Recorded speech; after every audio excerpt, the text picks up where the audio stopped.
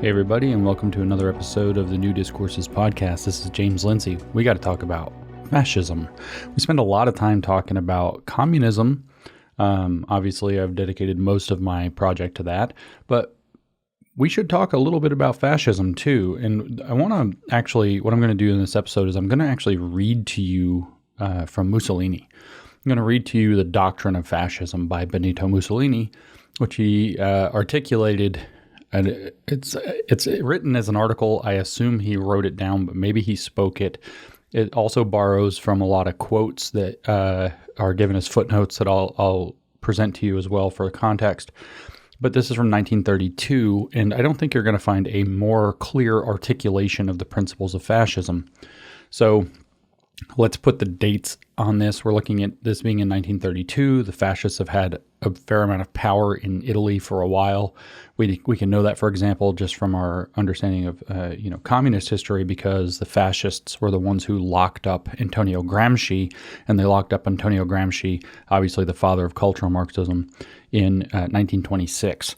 And so at this point, the fascists have had power for a little while, and Mussolini is now writing down the principles or the doctrine of fascism itself. What I'm reading to you is an article that's on the web that is a complete translation of the doctrine of fascism with added context in footnotes that was written together, not just by Benito Mussolini himself, but co-written with another guy, Giovanni Gentile. And it says their note about it is considered to be the most complete articulation of Mussolini's political views. This is the only complete official translation we know of on the web, copied directly from an official fascist government publication of 1935, which was titled Fascism, Doctrine, and Institutions, published under the name of Benito Mussolini. And all the original footnotes, it says, are included. So I guess those footnotes were not added by this website, but are actually original. Now, I want to frame this before we talk about it, because I don't want to just say, oh, here's some fascism. That's what we're doing here. Why on earth? In fact, I've been wanting to make this podcast for like a month. And I'm like, I don't know why I want to present this. I want people to see this, but I don't know why. I don't know the explanation. And I've been thinking about it really hard for a long time, and I finally have kind of come across what it is. And you would think that maybe what I want to talk about is this obvious rise on the weird kind of cool kids right, or whatever we want to call these guys, the new right, the dissident right, the alt-right, the reactionary right. I don't know what to call these people, but it's infiltrated, of course, heavily into what we might consider movement conservatism. It's kind of like the conservative ink, like hard edge angle, plus the Groypers, that's that whole Nick Fuentes thing. That whole angle is just rife with this bend toward fascism, not in like, hey, that kind of looks like fascism, but explicitly. And whether they're real accounts or whether they're bots or whether they're something else on social media, if you bring up anything related to this, there are all these apparently super pro right-wing accounts all over Twitter, at least, that are like, yeah, fascism is the only way. But now we're starting to see influencers in the conservative space saying, like, Franco was great, fascism is necessary. And I think one of the ones I saw last night that really disturbed me was this general idea that, well, maybe I don't really want fascism, but if it comes down to a binary choice between fascism and communism, I'm going to choose fascism. And so we've got to understand what fascism is. And I'm going to read Mussolini so you understand what fascism is in that regard. But we got to take a step back, because this is all part of dialectical leftism. Fascism is the right hand of the left. That has to be understood. Now, why would I say that? Well, let's back up to Hegel. Actually, let's back up even to Kant and talk about this dialectical way of thinking. The dialectic per Kant is that you have the thesis and then there's the antithesis, and somehow you mix them together to get a synthesis. But that's an extremely incorrect understanding. Of course, Hegel had it differently. He never said it in terms of thesis, antithesis, and synthesis. He said it in terms of there's the abstract, and then you meet its negation, and then you arrive at the concrete through the synthetic dialectical process. But what is actually articulated is not that there is the thesis and its antithesis floating around out there. It is in fact that the antithesis or the negation arises from within the thing. Okay? Do you get that? That's absolutely crucial to understand. The antithesis is actually opposed to the thesis, but it arises from within the thesis. It doesn't come, it's not floating around out there as the opposite that you're going to find, like black versus white. It actually arises from within the antithesis, or the thesis, I'm sorry. So when you have an abstract conception for Hegel, and this is all Hegelian dialectical manipulation, fascism is a Hegelian, it is a dialectical phenomenon. And when you have with Hegel this abstract notion that you're thinking, oh, well, here's communism or here's whatever it happens to be, and we're going to take the next step, but we're going to dig into it and deeper and deeper and deeper to do that. We're going to understand it at its deepest level, and as we deeper and deeper and deeper and dig into it, what do we find? Oh, the opposite. Its opposite, its negation is hidden within it. That thing that challenges it, that turns it backwards in upon itself, is hidden within it. And then the goal is to realize, and to put it in the language of the principle of polarity from the original Hermetic doctrines that inspired all of this in the first place, the goal is to realize that the antithesis is the same in kind but different in degree. And fascism, I think we're going to hear very clearly from Mussolini, is the antithesis of Marxism, is the antithesis of communism.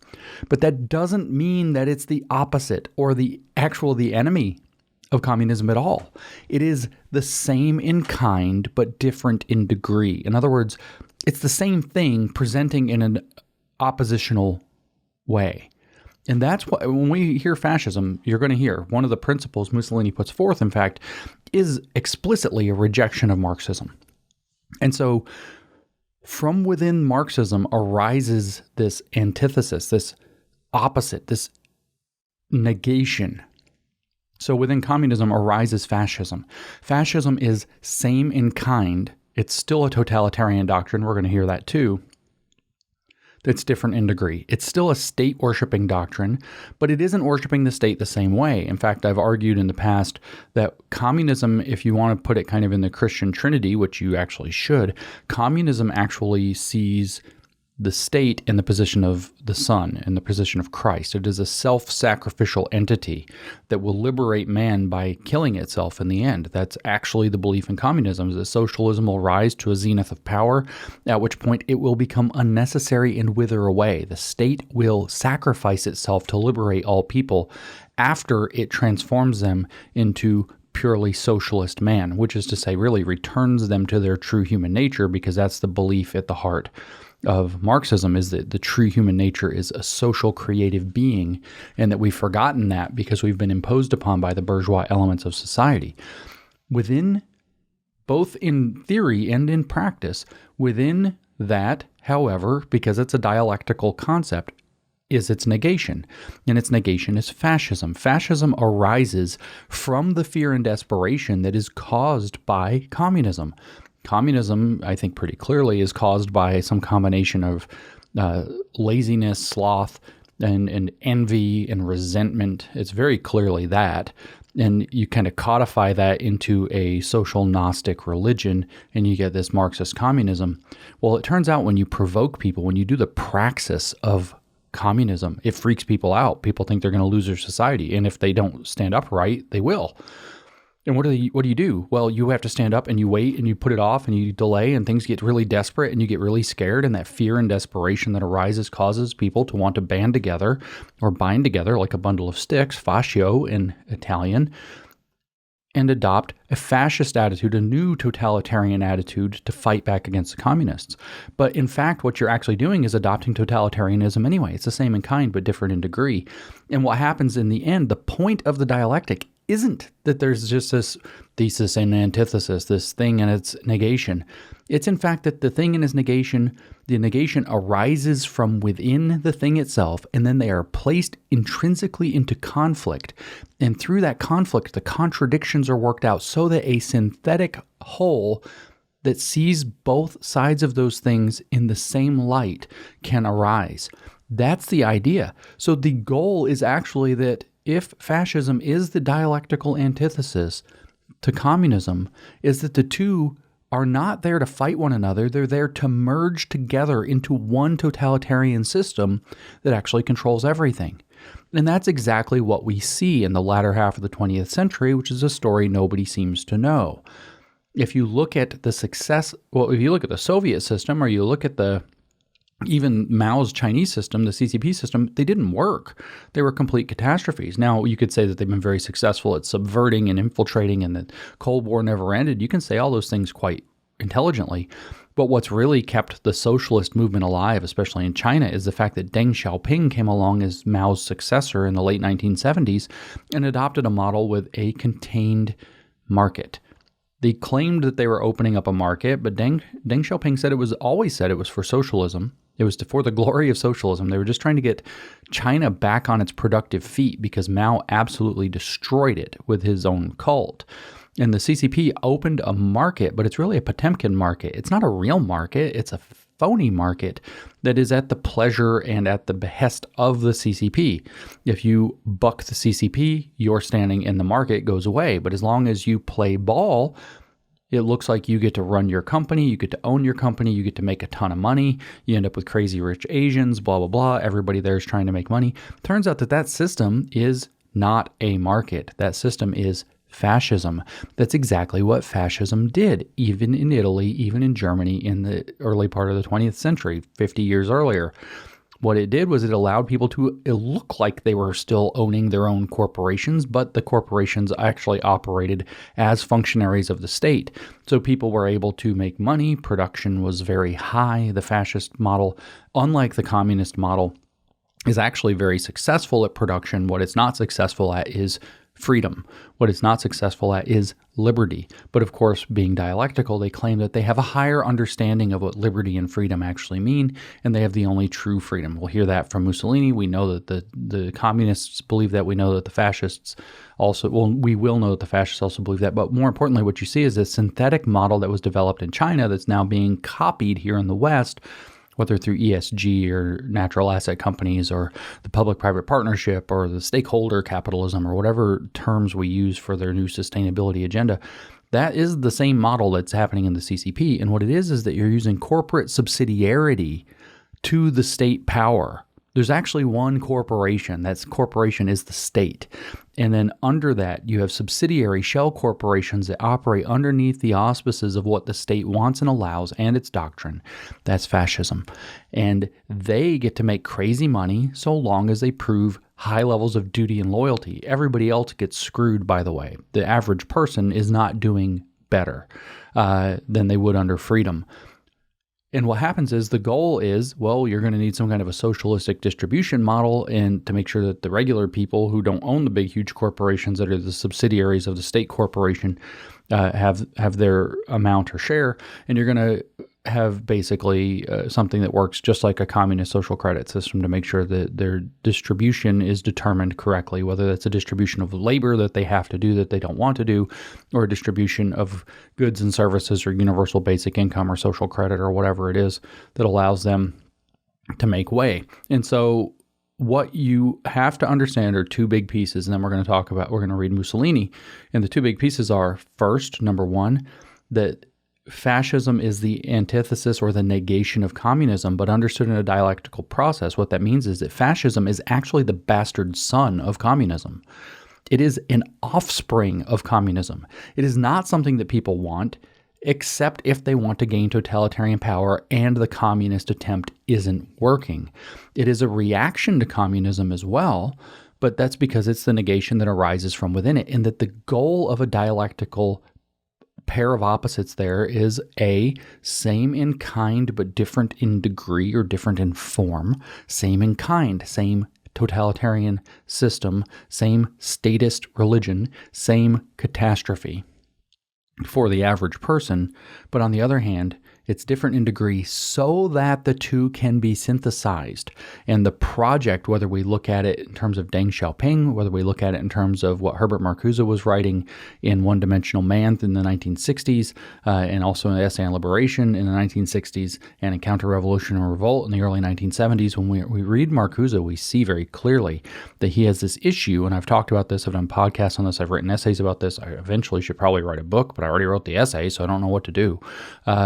Explaining that the model was that capitalism has the ability to produce, but it's not sustainable. So you need a sustainable capitalism paired alongside, dialectically paired alongside socialism, which has the right ideology, but it can't produce. So we need a productive socialism and a sustainable capitalism that become increasingly close to the same model.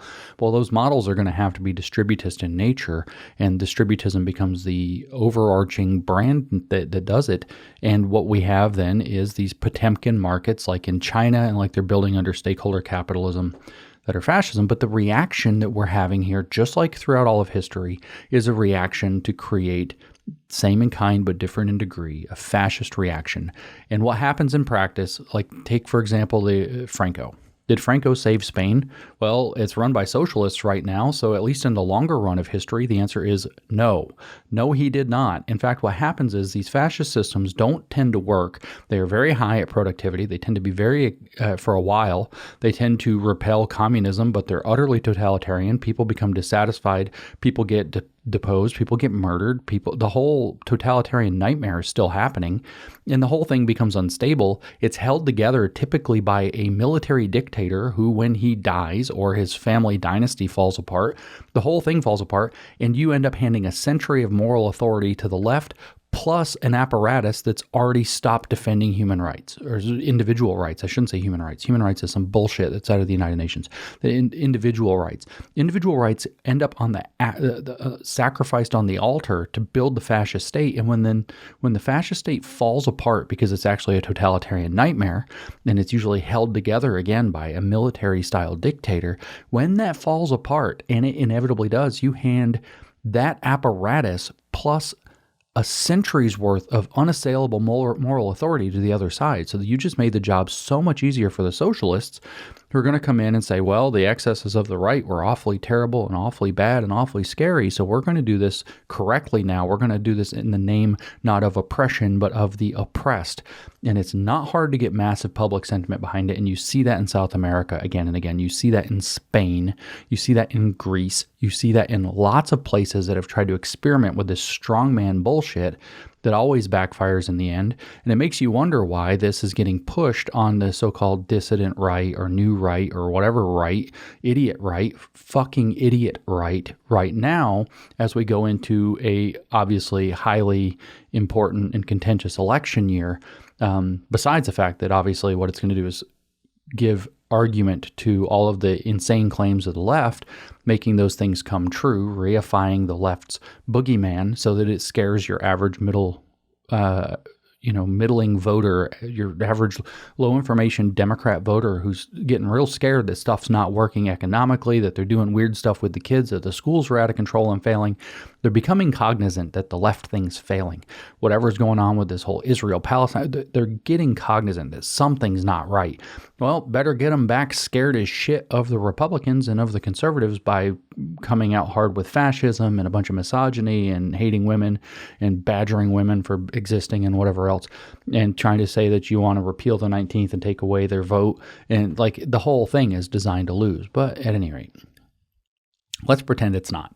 Let's pretend it's not a pitfall it's designed to lose. Let's hear in Mussolini's own words what fascism is. So we begin. This is Mussolini writing in the 1930s on the doctrine of fascism. Like all sound political conceptions, fascism is action and it is thought.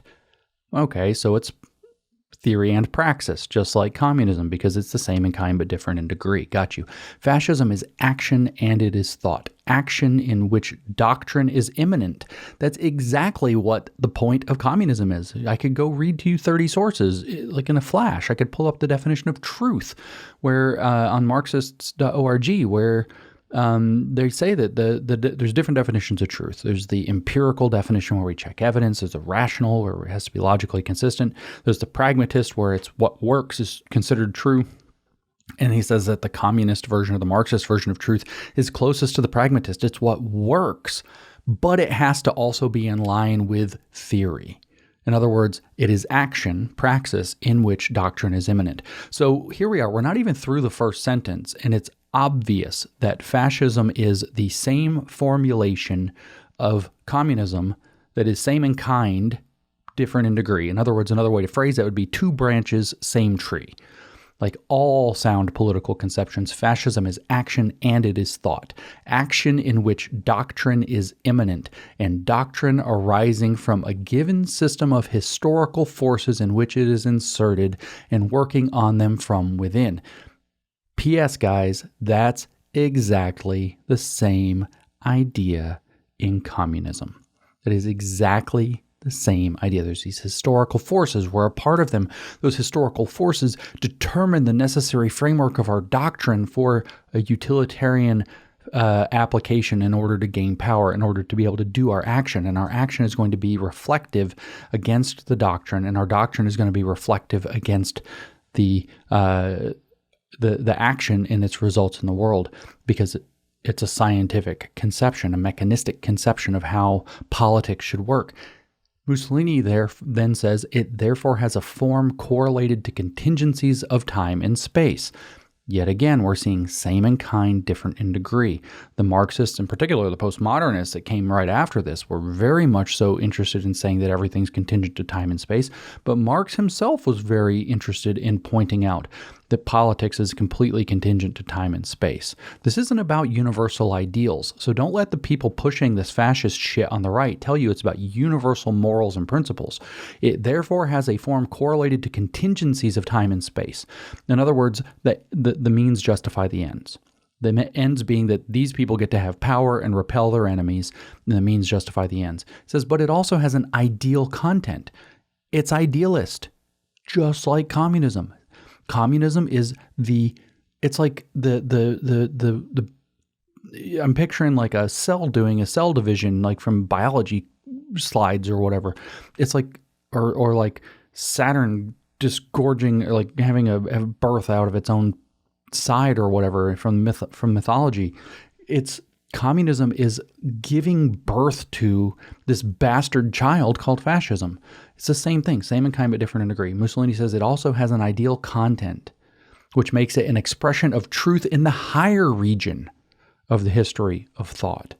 That's exactly the same thing that we hear from the communists. Okay, I'm not saying that fascism and communism are the same, by the way. They're not. They're not. Fascism is actually the degenerate child of communism, as degenerate as communism is, pretending to be virtuous. It's wearing the false mantle of virtue in the sense of being like almost an antichrist. But here we have a footnote. Actually, there were a couple, but I've skipped some. And this is Mussolini, message for the year, 1st of October, or message for the year 1 October 27, 1930. That he gave in Milan. He said, "Today I hold that fascism as an idea, a doctrine, a realization is universal. It is Italian in its particular institutions, but it is universal in the spirit, nor could it be otherwise." Yet again, you see the child of the communist thinking. They have the one universal science of how all human relations actually work. It is universal to everybody, but it arises in particulars. And the particulars are held in opposition to the universal, and we see how the particulars are actually just a part of a greater whole, blah, blah, blah. It's the same model. And of course, it's also like mystically inevitable because it is universal in the spirit, nor could it be otherwise. The spirit is universal by reason of its nature. Therefore, anyone may foresee a fascist Europe drawing inspiration for her institutions from the doctrine and practice of fascism. Europe, in other words, giving a fascist turn to the solution of problems which beset the modern state, the 20th century state, which is very different from the states existing before 1789. By the way, I did some legwork to make sure, because two things happened in 1789. We have the American Constitution, but we also have the beginning of the French Revolution. He's talking about the French Revolution. French Revolution is in the dialectical space as well. Turns out that that's the model of esoteric tyranny that has plagued mankind since 1789 and really before, posing as though it's some kind of liberal advancement in society, which it is not. It says, and the states formed immediately after the French Revolution. Today, fascism fills universal requirements. Fascism solves the threefold problem of relations between state and individual, between state and associations, between associations and organized associations. So that's a footnote remark there about what fascism is, and to put the point on the fact that it has ideal content, which makes it an expression of truth in the higher region of the history of thought, as Mussolini had it. Continuing with Mussolini's doctrine, there is no way of exercising a spiritual influence in the world as a human will, dominating the will of others, unless one has a conception of both the transient and the specific reality on which that action is to be exercised, and of the permanent and universal reality in which the transient dwells and has its being. So yet again, we're seeing this idealism permeating the entire story. But the point now is exercising a spiritual influence in the world as a human will, dominating the will of others. So what the whole point is literally a will to power for fascism. It's throwing off the pretenses of liberation.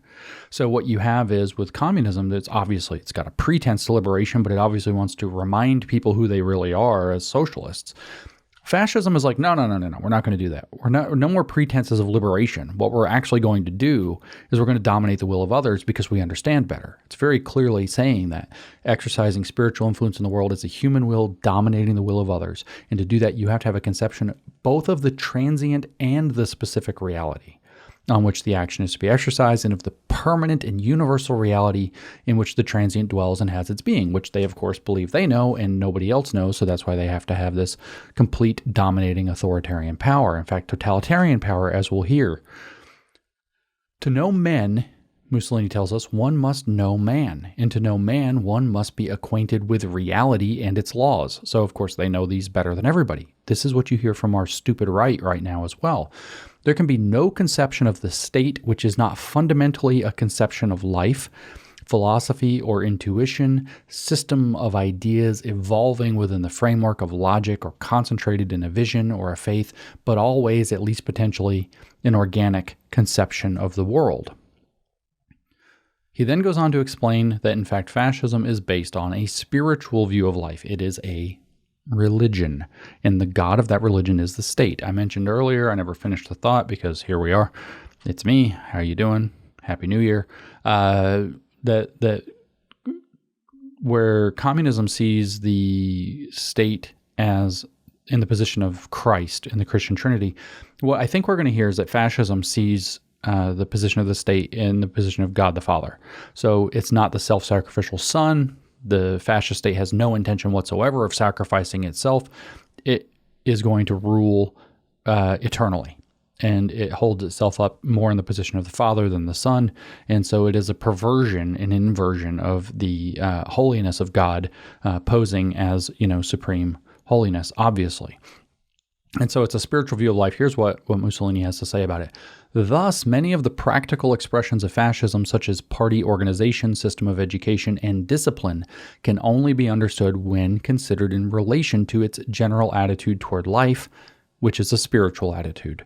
And in a footnote, which quotes a number of different speeches that he gave in 1930 and 1926, looks like in 1929, all of which seem to have taken place in Milan. I'll read these three quotes, "The political process is flanked by a philosophic process. If it be true that matter was on the altars for 1 century, today it is the spirit which takes its place. All manifestations peculiar to the democratic spirit are consequently repudiated.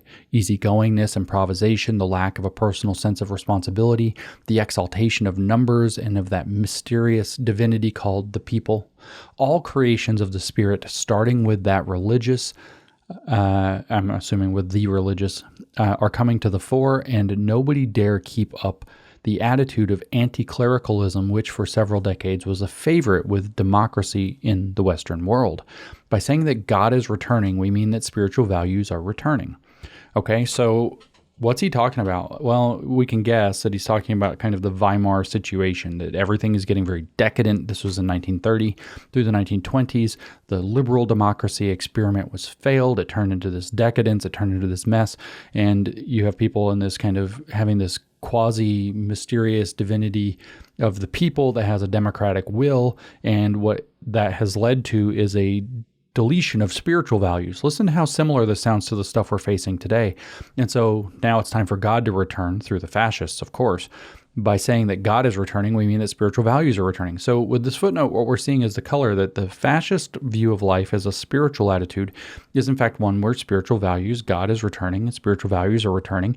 So that sounds like it might be okay. Except what we're also going to discover is that for the fascists, the state itself is God, not some transcendent deity that it nods to in order to cover itself. It's an inversion of genuine religion. And in 1927, there's another quote in this footnote. It's multiple quotes in one footnote. He says, "There's a field reserved more to meditation upon the supreme ends of life than to a research upon these ends.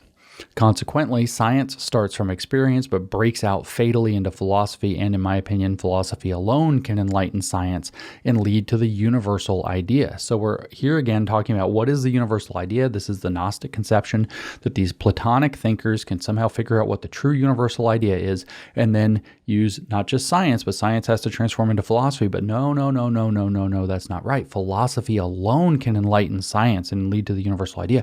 In other words, just like with communism, they have the idea that they actually understand the true nature of reality and that science has to bend to their true understanding of reality. It gets the whole relationship upside down in exactly the same way as Plato. In fact, what you see with fascism is an attempt to recover the Platonic Republic from the Marxist inversion of the Platonic Republic. Marxists want to create the Platonic Republic upside down with them in charge and the hoi polloi elevated to the top to fall to the bottom and be ruled over. The fascists are just doing away with the pretense, and they're saying, no, you can't turn the pyramid of society upside down. It's just going to collapse. And so that's not going to work. And so what we're going to do is we're going to recover the Platonic view. And so we, as the philosopher kings, can alone enlighten science. In other words, tell the science what the right answers to the science are, kind of like with COVID, or with their spiritual values or whatever, in order for us to approach the universal idea, which they believe that they have an inkling of that nobody else gets to have, so they get to rule with an iron fist in a totalitarian state. Speaking in 29, Mussolini added, "In order to understand the fascist movement, one must first appreciate the underlying spiritual phenomenon in all its vastness and depth." See, they are the true spiritualists here.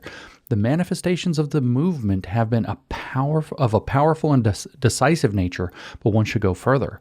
In point of fact, Italian fascism has not only been a political revolt against weak and incapable governments who had allowed state authority to decay and were threatening to arrest the progress of the country, but also a spiritual revolt against old ideas which had corrupted the sacred principles of religion, of faith, of country. Fascism, therefore, has been a revolt of the people." Does this not A, sound like what's happening today on the so-called new right or dissident right, but also B, a lot like communism? It is. In fact, it's a spiritual revolt against old ideas that had corrupted. We need new ideas, the fascist ideas, and those fascist ideas are going to be based off of an idol built out of religion, faith, and country. In fact, that's what fascism does. It holds up, instead of, it claims that it's centered on God, but it's centered on the state, which holds up the sacred principles of religion, of faith, and of country, but really what it does is it constructs an idol out of these things and forces people to worship it. So that footnote aside, Mussolini explains, fascism sees in the world not just those superficial material aspects in which man appears as an individual, yet again, same in kind, different in degree from communism. Man appears as an individual. He's not really one, standing by himself, self-centered, subject to natural law, which instinctively urges him toward a life of selfish, momentary pleasure. Oh my God, that's exactly what the dissident right says all the time now. Classical liberalism atomizes people. It leads them to be self-centered, subject to natural law, but ignoring it. So he's instinctively urged towards selfish, momentary pleasure. How many more fucking times do I have to hear Jordan Peterson say, hedonistic something, hedonism, hedonism? Shut up. Jesus Christ. It sees not only the individual, but the nation and the country. There's your idol. Individuals and generations bound together by a moral law, with common traditions and a mission which, suppressing the instinct for life closed in a brief circle of pleasure, builds up a higher life, founded on duty, a life free from the limitations of time and space, in which the individual, by self-sacrifice, the renunciation of self-interest, by death itself, can achieve that purely spiritual existence in which his value as a man consists. So fascism is that.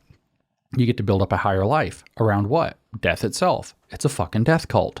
I don't know how many times we have to point these things out. Why? Because it's the bastard child of communism. It is the same in kind, but different in degree. Of course, it's another death cult, but through self-sacrifice and the renunciation of self-interest. In other words, you have to break your own will and give it over to the higher will, which is incorporated, literally that's the word for it here, by the way, corporate, incorporated in the fascist state, which is held up as a kind of idol or god to be worshipped. He says this concept is therefore a spiritual one, concept of fascism, arising from the general reaction of the century against the materialistic positivism of the 19th century.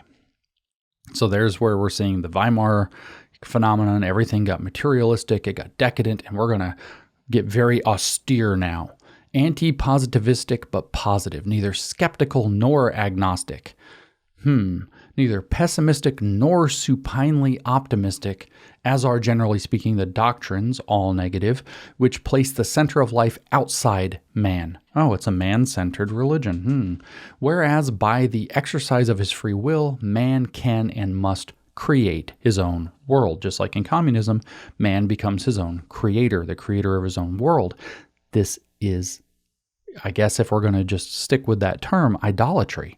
This is same in kind, different in degree from fascism or from communism. So fascism is the negation or antithesis of communism, which means that dialectically speaking, the goal is going to be to let them clash in violent collision so that you can pick up the pieces and synthesize them into a greater whole, which is a totalitarian system that works.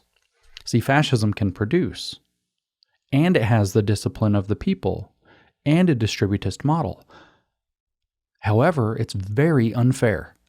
So you need an equity and sustainability-minded approach that's brought in from the other side, from the communistic side, the degrowth side, the equity and inclusion model. They're going to be synthesized. So when we see a communist provocation and we see a fascist reaction, you can damn well bet that the goal is that they have the same overarching system in place, and those are going to eventually be mixed. And so we sell out our freedom, we throw away our liberty in the name of trying to gain security against this provocation, the communist provocation. And when we do, what we actually do is set the stage for the bastard child of communism to come into power and then mate with communism itself and create a bastard grandchild, which is the system that they want to install, which is ultimately this distributist system where they get to decide who gets what and who does what work. That's what he's talking about, and man must create his own world. That's at the center of the fascist idolatry. Fascism, he says, this is Mussolini again, fascism wants man to be active and to engage in action with all his energies. It wants him to be manfully aware of the difficulties besetting him and ready to face them. So in our time, we see this huge destruction of masculinity, and so the fascist rhetoric fits right into that. Well, it fit right into it back then too. Fascism conceives of life as a struggle in which it behooves a man to win for himself a really worthy place, first of all by fitting himself physically, morally, and intellectually to become the implement required for winning it. So we're not going to fight through class identification as in communism. We're going to fight through becoming a super soldier, basically, and fitting into a soldier unit, which actually is given later in this description. So just like communism, but different, it doesn't see the life in terms of class struggle. It sees life in terms of intrinsic struggle. So those who can rise to the top the best deserve to be on top. So as I've said before, where communism says oppression is the problem and we alone can end it, fascism says, no, actually oppression is how we got good and we should do a lot more of it. As for the individual, it says, so for the nation. This is Mussolini. As for the individual, so for the nation, and so for mankind. Hence the high value of culture in all its forms, artistic, religious, scientific. This is one of the reasons I'm really uncomfortable with these accounts, these propaganda accounts on social media, posing like, look at what high culture could be again. It's creating this vision of a romantic vision of the past that inspires this fascistic mindset. And the outstanding importance of education. Well, we all know what actually the fascists did with education was that they used the Prussian schooling model to create little automatons, not that much differently from what Mao did and what the Soviets did. So that's not that good. Hence also the essential value of work, by which man subjugates nature and creates the human world, economic, political, ethical, and intellectual. Again, we see same in kind, different in degree from communism, and we see reflections of exactly what the so-called New Right thinks is a great idea now. We really need to be thinking more carefully about what we're dealing with and our responses to the circumstances that we're put in through this huge global communist provocation we're facing right now. So there are a couple footnotes.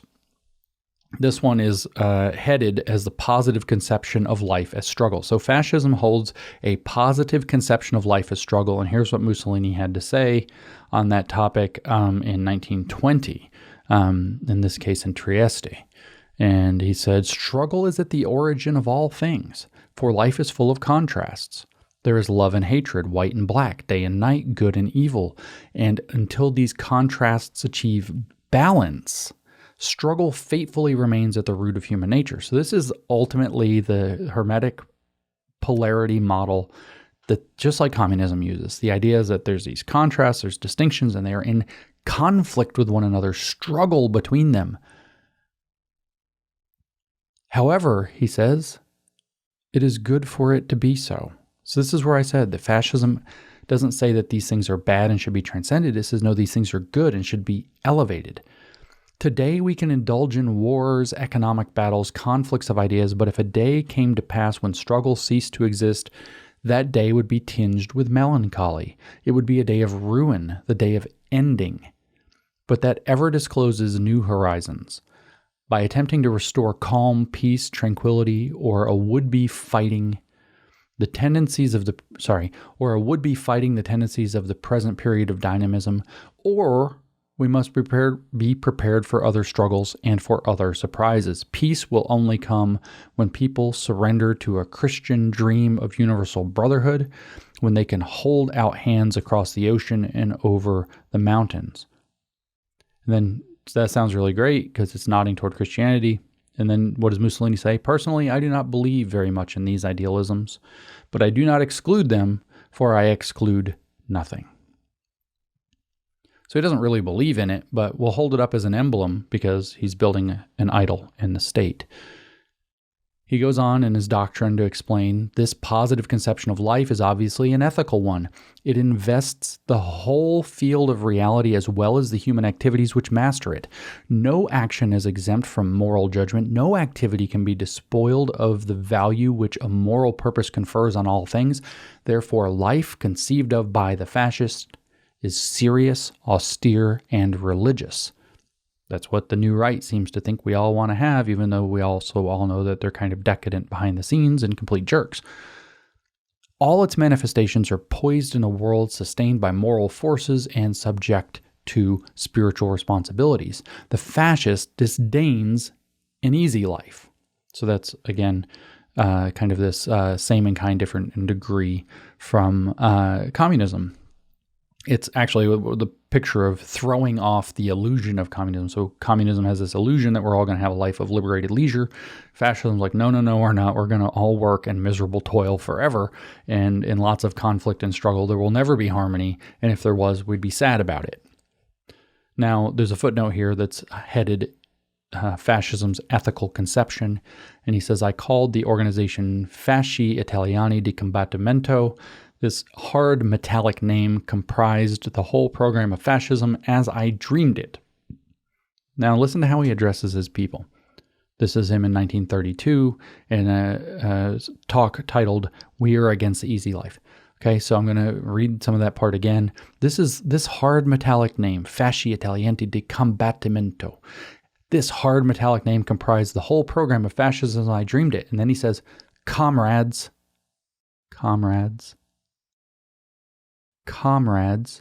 this is still our program. Fight. Life for the fascist is a continuous, ceaseless fight, which we accept with ease, with great courage, with the necessary intrepidity.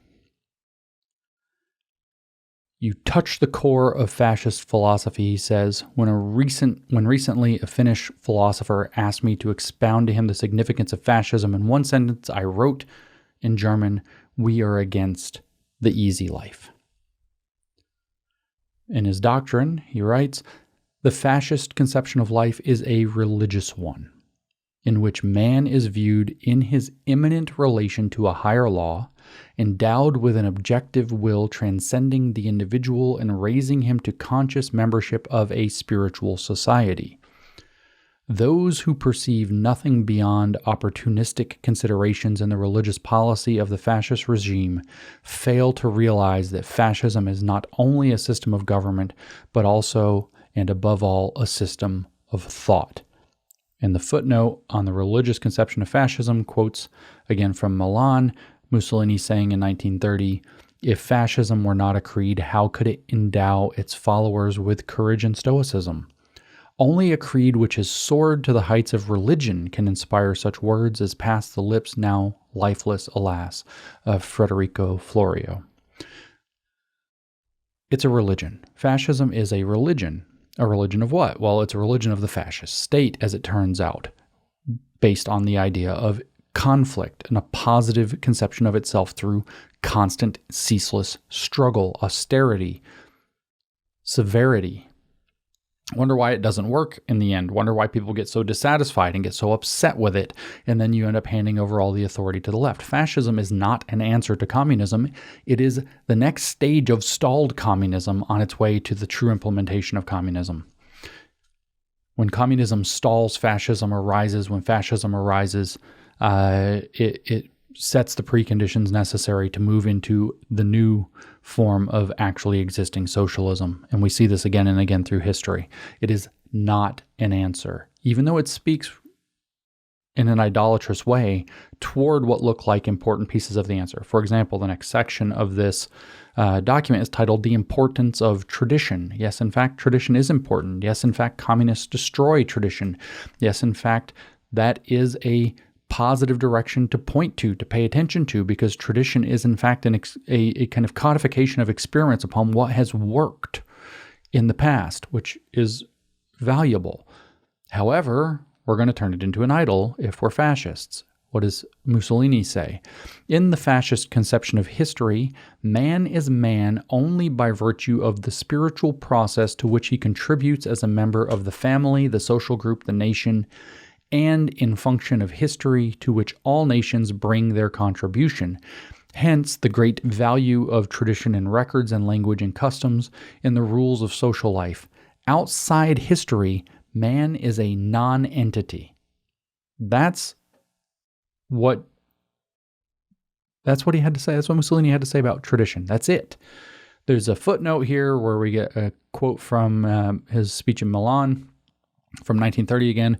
Tradition certainly is one of the greatest spiritual forces of a people, inasmuch as it is successive and constant creation of their soul. So that's on the historical and realistic conception, allegedly, of fascism as compared to other doctrines. So I just want to kind of go back to that part, though. Outside history, man is a nonentity, but fascism has the same view of history, roughly, that communism has, which is that history is this kind of productive capacity of man in creating and telling his own story.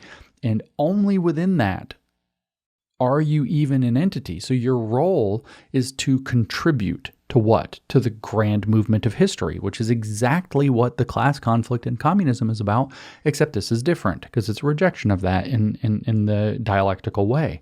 In communism, the classes are to awaken to a class consciousness, to realize that they are historical movers and take part in their contribution to the movement of history toward an arc of liberation. In fascism, you are to awaken to your consciousness as a member of the bound together, unified state and make your contribution toward the bending of history toward whatever the hell the fascists think lies at the end of it, which is not exactly clear because it seems to be relentlessly fighting. It's actually imperialism, I think, if we get further down. So the next section is titled Rejection of Individualism and the Importance of the State. And I should add just parenthetically that the subject headings here were added by the curators of this website, not by Mussolini. So he just wrote the doctrine. This subject heading, Rejection of Individualism and the Importance of the State, is the summary of this next section. And what Mussolini had to say about it is, fascism is therefore opposed to all individualistic abstractions based on 18th century materialism. It is opposed to all Jacobinistic utopias and innovations. So it's against liberalism and it's against communism. The Jacobins are the precursors, really, to the communists, so we can just say that that's roughly the same thing. That's the French social contract idea. It does not believe in the possibility of happiness on earth, as conceived by the economist literature of the 18th century. In other words, Thomas Jefferson's idea of life, liberty, and the pursuit of happiness, and John Locke's conceptions of pursuing happiness, and many of the English Enlightenment's views of the value of pursuing a life worth living. Those are out in fascism. It rejects that. It does not believe in the possibility of happiness or even the smiles of heaven, as it was sometimes phrased, on earth, as conceived by the economistic literature of the 19th century, and it therefore rejects the theological notion that at some future time the human family will secure a final settlement of all its difficulties. In fascism, war is forever. This notion runs counter to experience, which teaches that life is in continual flux and is in continual flux and in process of evolution. In politics, fascism aims at realism. In practice, it desires to deal only with those problems which are the spontaneous product of historic conditions and which find or suggest their own solutions. So I urge you once again to realize that fascism is not a solution to communism. It is the same thing, same in kind, different in degree. They are two branches of the same tree. The footnote here reads, here quoting several different pieces from it, looks like another speech he gave in Milan in 1930. Our temperament leads us to appraise the concrete aspect of problems rather than their ideological or mystical sublimation. Therefore, we easily regain our balance. Our battle is an ungrateful one. Yet it is a beautiful battle since it compels us to count only upon our own forces. Revealed truths we have torn to shreds. So much for your religion, I guess. Dogmas we have spat upon. We have rejected all theories of paradise. We have baffled charlatans, white, red, black charlatans who placed miraculous drugs on the market to give a happiness to mankind. We do not believe in program and plans and saints or apostles. Above all, we believe not in happiness, in salvation, or in the promised land. We do not believe in a single solution, be it economical, political, or moral, a linear solution of the problems of life, because of illustrious choristers from all of the I don't think that this is a real word. Sacristies. That's got to be a mistype. Sorry. Because of the choristers? Because of illustrious choristers from all the sacristies, life is not linear and never can be reduced to a segment traced by primordial needs. Only by entering into the process of reality, this is back in the doctrine, by the way, one sentence and another footnote from Milan. Only by entering into the process of reality and taking possession of the forces at work within it can man act on nature. Can man act on man and on nature. I really butchered a very important sentence. Let me read that whole sentence again after reminding you that that's what Marx said the point of man's life activity is to work on man and nature to bring out his true nature. So for the communist, it is that you are a socialist that is going to live in perfect harmony in your perfectly creative environment. For the fascist, it's that you are going to be a socialist who works in perfect harmony with the state apparatus that actually makes socialism work. Oh. But he says, only by entering into the process of reality, just like communism, and taking possession of the forces at work within it, we don't call that seizing the means of production here, I guess, can man act on man and on nature. That's exactly the same program as communism with different ends. Same in kind, different in degree. It's a dialectical antithesis of communism, and therefore it is meant to synthesize or blend with communism into one coherent system on the other side of the reaction. After a tremendous conflict. We should not be supporting this, and we should not be supporting people who are supporting this. The footnote here to that particularly interesting, very communistic sentence is, we are not and do not wish to be motionless mummies with faces perpetually turned toward the same horizon, nor do we wish to shut ourselves up within the narrow hedges of subversive bigotry, where formulas like prayer of a professed religion are muttered mechanically. We are men, living men who wish to give our contribution, however modest, to the creation of history. We uphold moral and traditional values which socialism neglects or despises, but above all, fascism has a horror of anything implying an arbitrary mortgage on the mysterious future. In spite of the theories of conservation and renovation, of tradition and progress expounded by the right and the left, we do not cling desperately to the past as to a last board of salvation, yet we do not dash headlong into the seductive mists of the future. Negation, eternal immobility mean damnation. I am all for motion. I am one who marches on. This is fascism. So in his doctrine, he goes on, again, a short piece before another footnote, anti-individualistic, the fascist conception of life stresses the importance of the state. See, it's holding up the state as a religious idol.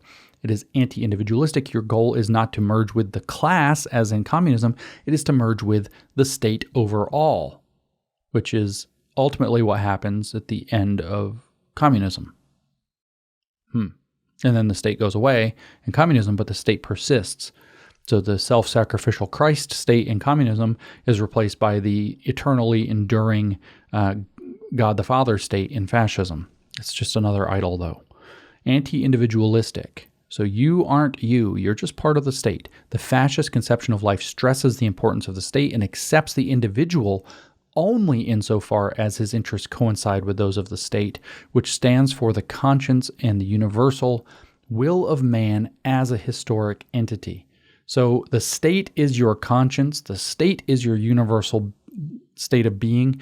That is what you must remember you are. You are a part of a cog within the fascist state, and your individuality is not welcome.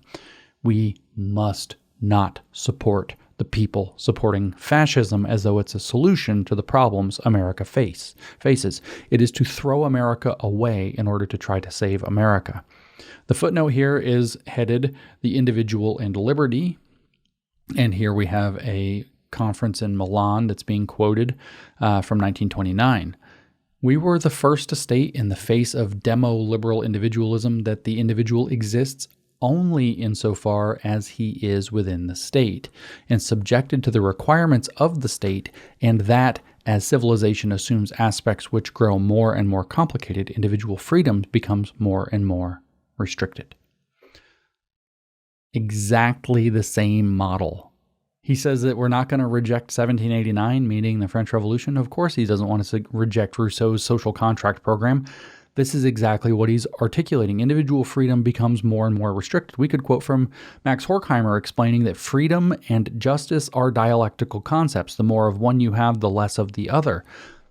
Oh, same thing here. So the individual exists only insofar as he is within the state. So the human's true nature that the fascist understands in a Gnostic way is that you are a cog within the state. And so you must be subjected to the requirements of that state. And as the civilization assumes aspects which grow more and more complicated, think of how complicated life is now. Individual freedom becomes more and more restricted. This is exactly the shit we hear from the World Economic Forum all the time, by the way. And this is what we hear from the trad right, this new right or dissident right or whatever, where they want to start restricting more and more freedom because people are doing it wrong. And we can't possibly have freedom because freedom leads to atomization and conflict and blah, blah, blah. And that's what really gave rise to communism in the first place, which is not true. What we're seeing is the same in kind but different in degree. It is the reaction to communism. But he goes on here in his speech 29 in Milan. He says the sense of the state grows within the consciousness of Italians, for they feel that the state alone is the irreplaceable safeguard of their unity and independence.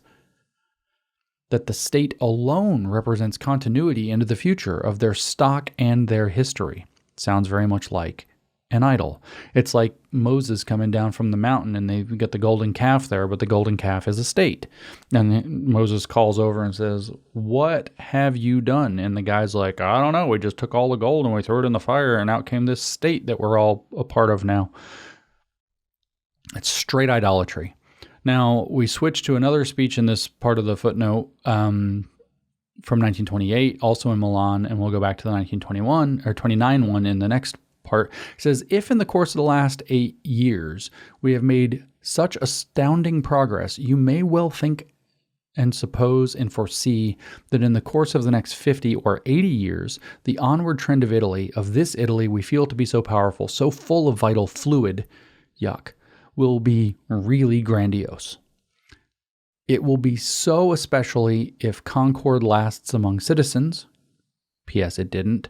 If the state continues to be the sole arbitrator in political and social conflicts, if all remains within the state and nothing outside the state, if all remains within the state and nothing outside the state, if all remains within God and nothing outside of God, the state is an idol in fascism, because it is impossible to conceive any individual existing outside the state unless he be a savage whose home is in the solitude of the sandy desert. And then coming back to 1929, a year later, he said, fascism has restored to the state its sovereign functions by claiming its absolute ethical meaning. Against the egotism of classes and categories, to the government of the state, which was reduced to a mere instrument of electoral assemblies, it has restored dignity as representing the personality of the state and its power of empire. It has rescued state administration from the weight of factions and party interests. So back to the doctrine. The first half of this, by the way, has tons of footnotes, and then the second half doesn't. Fascism, Mussolini tells us, is opposed to classical liberalism. Let's be real clear about that. It sounds like today. Fascism is opposed to classical liberalism, which arose as a reaction to absolutism and exhausted its historical function when the state became the expression of the conscience and will of the people. Liberalism denied the state in the name of the individual. Fascism reasserts the rights of the state as expressing the real essence of the individual. So did you get that? Here's the intrinsic conflict. Liberalism denies the state in the name of the individual. That's why it's actually the answer to communism. That's not what fascism says. Fascism reasserts the rights of the state as expressing the real essence of the individual. The individual, the person, you, your true human nature is a piece of the state. That's fascism. And in a footnote from May 1929 in Milan, he says, "Let no one think of denying the moral character of fascism." I will deny the moral character of fascism, actually, you motherfucker. "Let no one think of denying the moral character of fascism, for I should be ashamed to speak from this tribune if I did not feel that I represent the moral and spiritual powers of the state.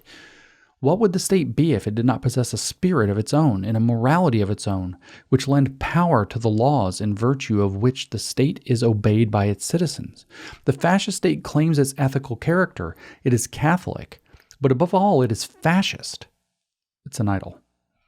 In fact, it is exclusively and essentially fascist. Catholicism completes fascism. In this we openly declare, but let no one think they can turn the tables on us under cover of metaphysics or philosophy. So if you think this is really about your religion, you are dead wrong. The state is going to replace your religion. All you stupid tradcaths thinking this is a good idea, you need to stop.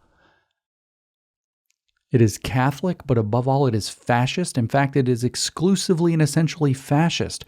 Don't let anybody think they can turn the tables on us. You're not going to, under the cover of metaphysics or philosophy. He says that fascism is a state which is fully aware of its mission and represents a people which are marching on, a state which necessarily transforms the people even in their physical aspect. Just like communism, same in kind, different in degree. In order to be something more than a mere administrator, the state must utter great words, expound great ideas, and place great problems before the people. And so what does he think of liberty in the doctrine? He says, and if liberty is to be the attribute of living men and not of abstract dummies invented by individualistic liberalism, then fascism stands for liberty. Well, there's your dialectical inversion, isn't it? And for the only liberty worth having. What's the only liberty worth having, according to Benito Mussolini? The liberty of the state and of the individual within the state. So the footnote here says, quoting from a speech in 1924 in Milan, the concept of freedom is not absolute. Just like the communists. Freedom is a dialectical concept. Because nothing is ever absolute in life. Freedom is not a right, it is a duty. It is not a gift, it is a conquest. It is not equality, it is a privilege. Privilege of what? Granted by the state. This is a complete rejection of the idea that our rights come from God, and so any charlatan on the right who says that our rights come from God and then advocates for fascism is a fucking liar. Got that? They're not lying, they are a fucking liar. Got it? Freedom is a privilege from the deified state. That's fascism. The concept of freedom changes with the passing of time, exactly like communism. There is a freedom in times of peace, which is not the freedom of times of war. There is a freedom in times of prosperity, which is not a freedom to be allowed in times of poverty. In our state, the individual is not deprived of freedom. In fact, he has greater liberty than an isolated man because the state protects him and he is part of the state. Isolated man is without defense. So in other words, you can have a little bit of security and lose your freedom, and somehow that becomes greater freedom because now you're protected. Yeah, same scam, different day. The doctrine, another short paragraph before another long footnote, the fascist conception of the state is all-embracing. Outside of it, no human or spiritual values can exist, much less have value. Did you get that part? The fascist conception of the state is all-embracing. It's the idol. Outside of it, no human or spiritual values can exist. Outside of the state, no human or spiritual values can exist, much less have value. Thus understood, fascism is totalitarian. That's Mussolini describing his own doctrine right there, black and white. Thus understood, fascism is totalitarian, and the fascist state, a synthesis and unit inclusive of all values, interprets, develops, and potentiates the whole life of a people. Yet again, the fascists are Gnostics who figured out that the state is the true nature of man, and to be part of the hive of the state is what you have to remember you actually are. The footnote says, today we may tell the world of the creation of the powerful United State of Italy, ranging from the Alps to Sicily. This state is expressed by a well-organized, centralized Unitarian democracy where people circulate at ease. Indeed, gentlemen, if you admit the people into the citadel of the state, and the people will defend it. If you close them out, the people will assault it. In the fascist regime, the unity of classes, the political, social, and choral unity of the Italian people is realized within the state and only within the fascist state. So The doctrine comes back to say no individuals or groups, political parties, cultural associations, economic unions, social classes exist outside of the state. This is explained further in a footnote with the heading Conception of a Corporative State.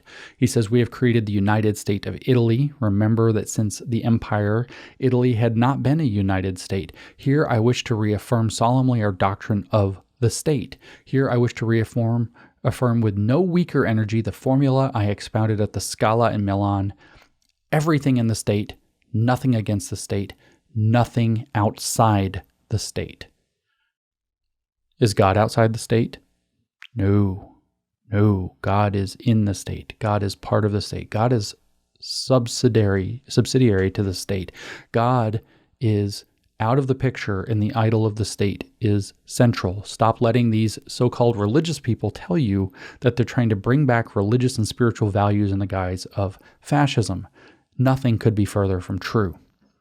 Fascism, he says, back in the doctrine, is therefore opposed to socialism, to which unity within the state, which amalgamates classes into a single economic and ethical reality, is unknown. So in other words, because socialism operates off of a picture of class consciousness and antagonism, it doesn't unify the state in one single mass. So that's the reason fascism is opposed to socialism, and which sees in history nothing but class struggle. That's another reason that it's opposed to socialism, because your goal isn't to be an awakened, oppressed class that wants to overthrow the oppressive chains of society. It's to realize that you are part of the oppressive state itself, and that your role is to uphold the power of the oppressive state. It's exactly like I've been explaining to people for a couple of years now. Fascism, he says, is likewise opposed to trade unionism as a class weapon. But when brought within the orbit of the state, fascism recognizes the real needs that gave rise to socialism and trade unionism, giving them due weight in the guild or corporative system in which divergent interests are coordinated and harmonized in the unity of the state. In the footnote, it says, we are, in other words, a state which controls all forces acting in nature. We control political forces, we control moral forces, we control economic forces. Therefore, we are a full-blown corporative state.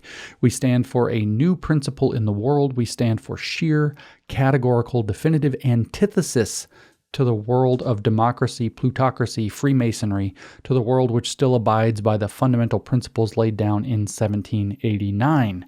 Which is the French Revolution, which is not exactly the thing to be holding up as a great program here. Everything is in the state. The state is your idol. The Ministry of Corporations, this is back in the actual doctrine, is not a bureaucratic organ, nor does it wish to exercise the functions of syndical organizations, which are necessarily independent, since they aim at organizing, selecting, and improving the members of syndicates. The Ministry of Corporations is an institution in virtue of which, in the center and outside, integral corporation becomes an accomplished fact, where balance is achieved between interests and forces of the economic world.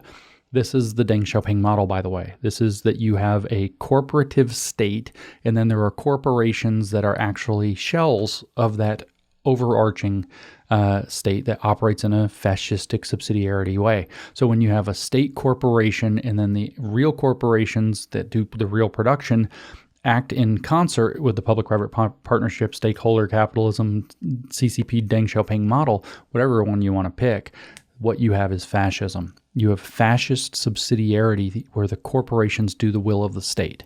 And you say, well, what's happening isn't communism now because that's what we have here. It's fascism. That's what's happening in the U.S. No. They fused, guys. They fused. They're already together. They mixed.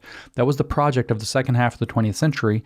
When you try to separate fascism and communism in the world today, you're thinking about terms that haven't been relevant since like the 1920s and 1930s.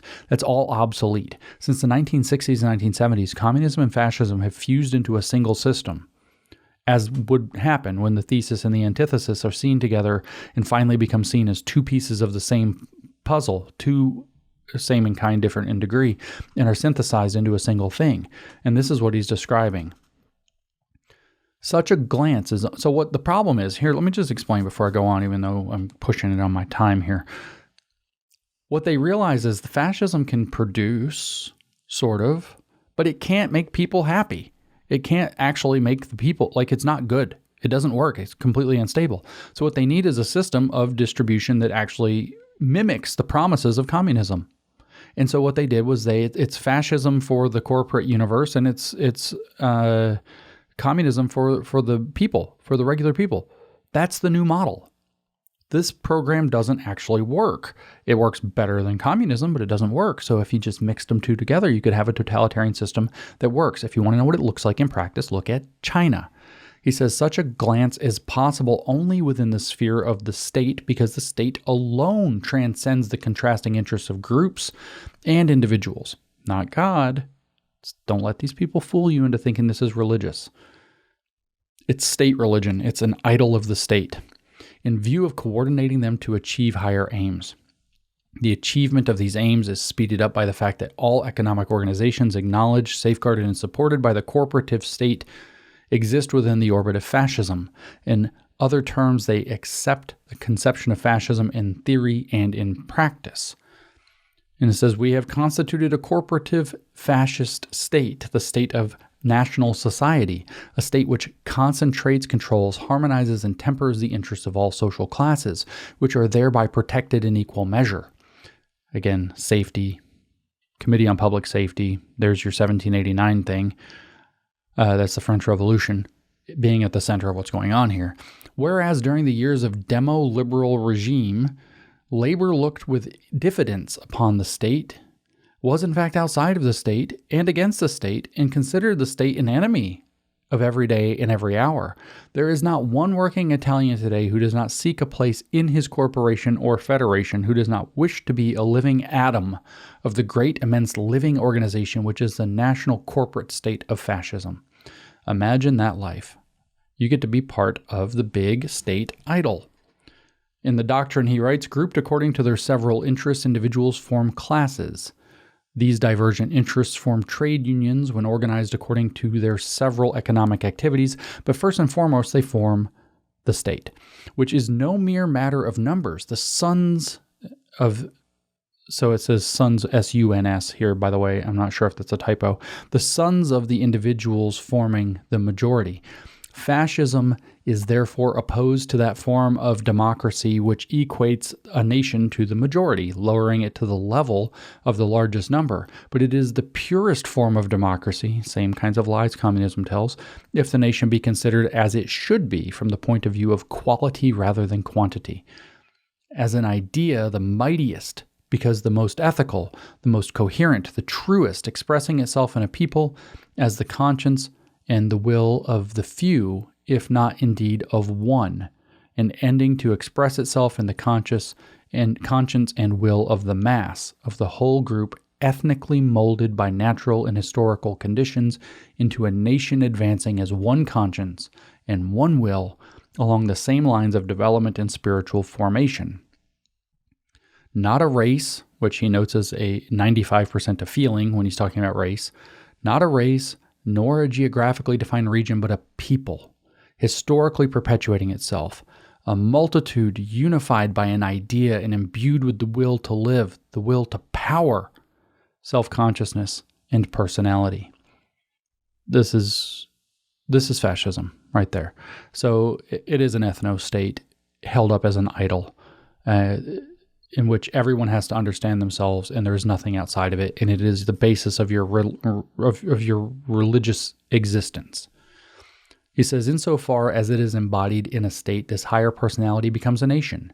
It is not the nation which generates the state. That is an antiquated naturalistic concept which afforded a basis for 19th century publicity in favor of national governments.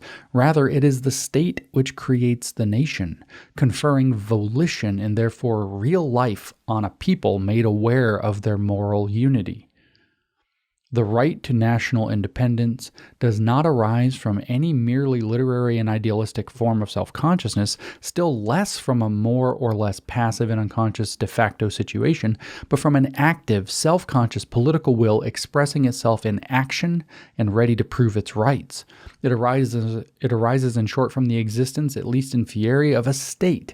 Indeed, it is the state which, as the expression of a universal ethical will, creates the right to national independence. So the state is an expression of universal ethical will. It's an idol.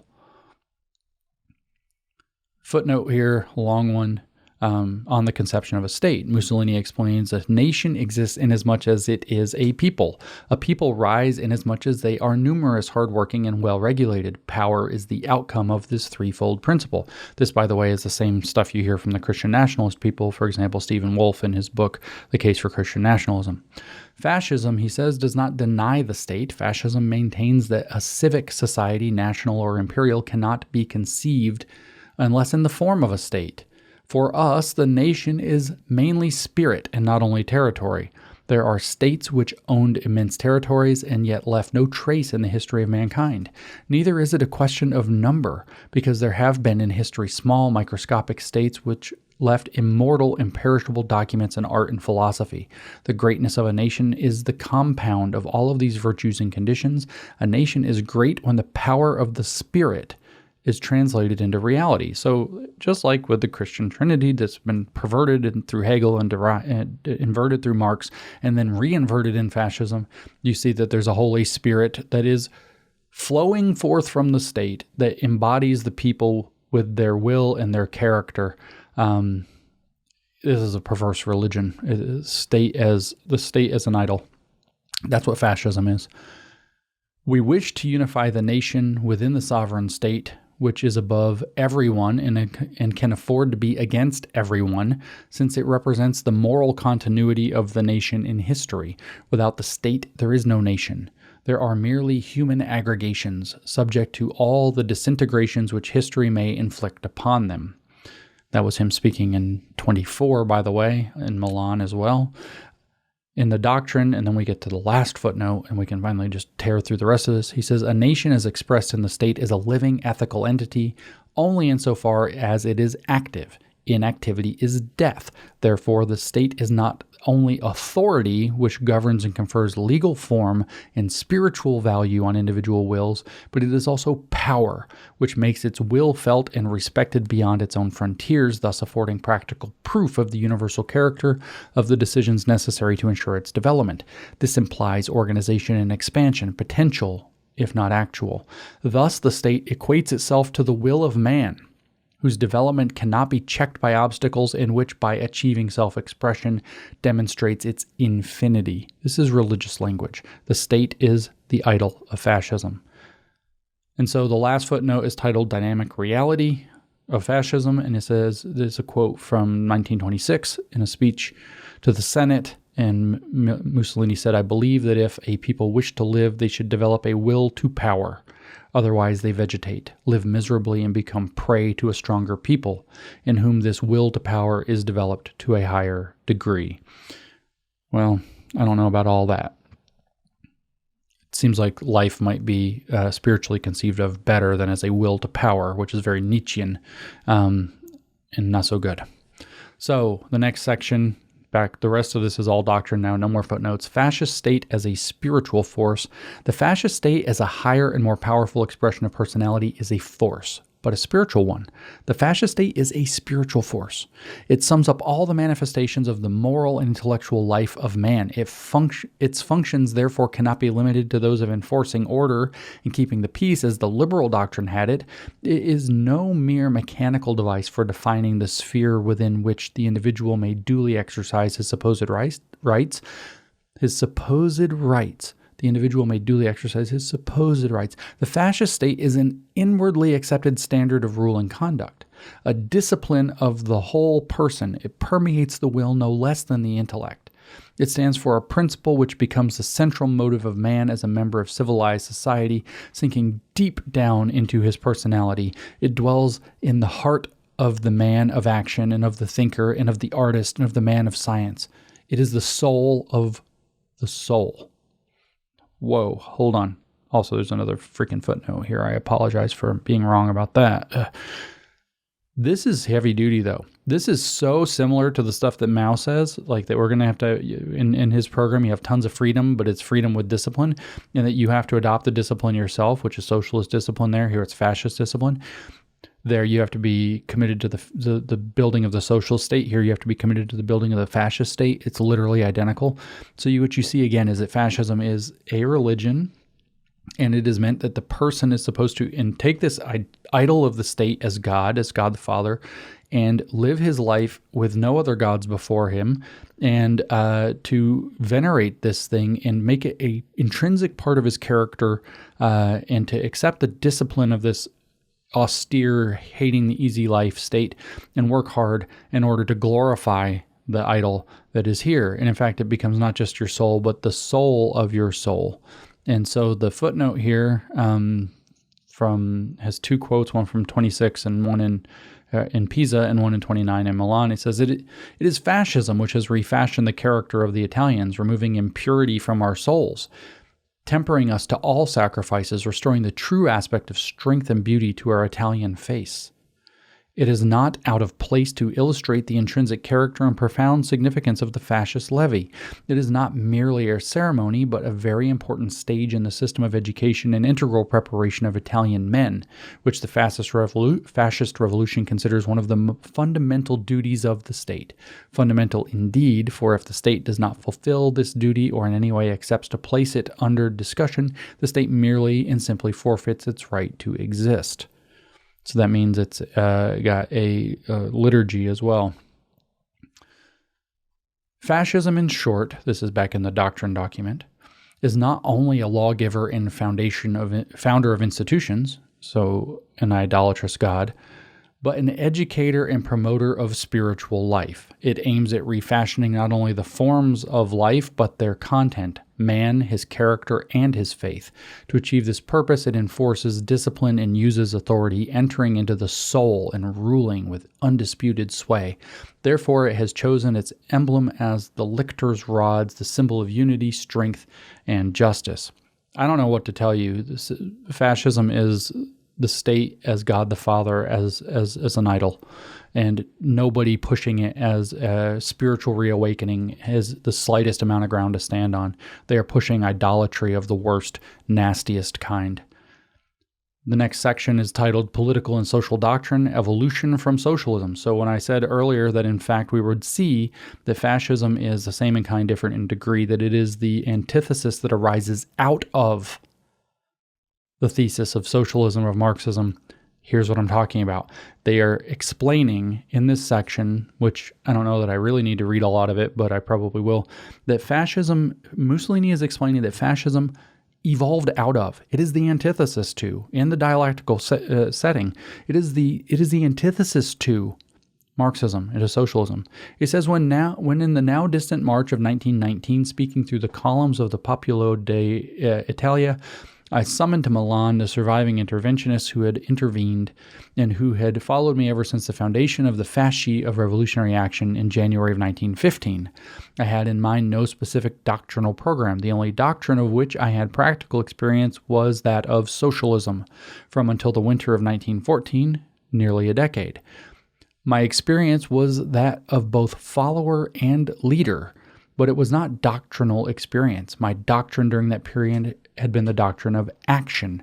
A universally accepted doctrine of socialism had not existed since 1905, when the revisionist movement, headed by Bernstein, arose in Germany, countered by the formation and the seesaw of tendencies of a left revolutionary movement which in Italy never quitted the field of phrases, whereas in the case of Russian socialism it became the prelude to Bolshevism.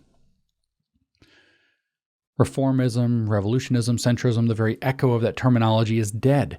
While in the great river of fascism, one can trace currents which had their source in Sorel, Pegui, Lagardelle of the movement socialists, and in the cohort of Italian syndicalists who from 1904 to 1914 brought a new note into the Italian socialist environment, previously emasculated and chloroformed by fornicating with Gelati's party.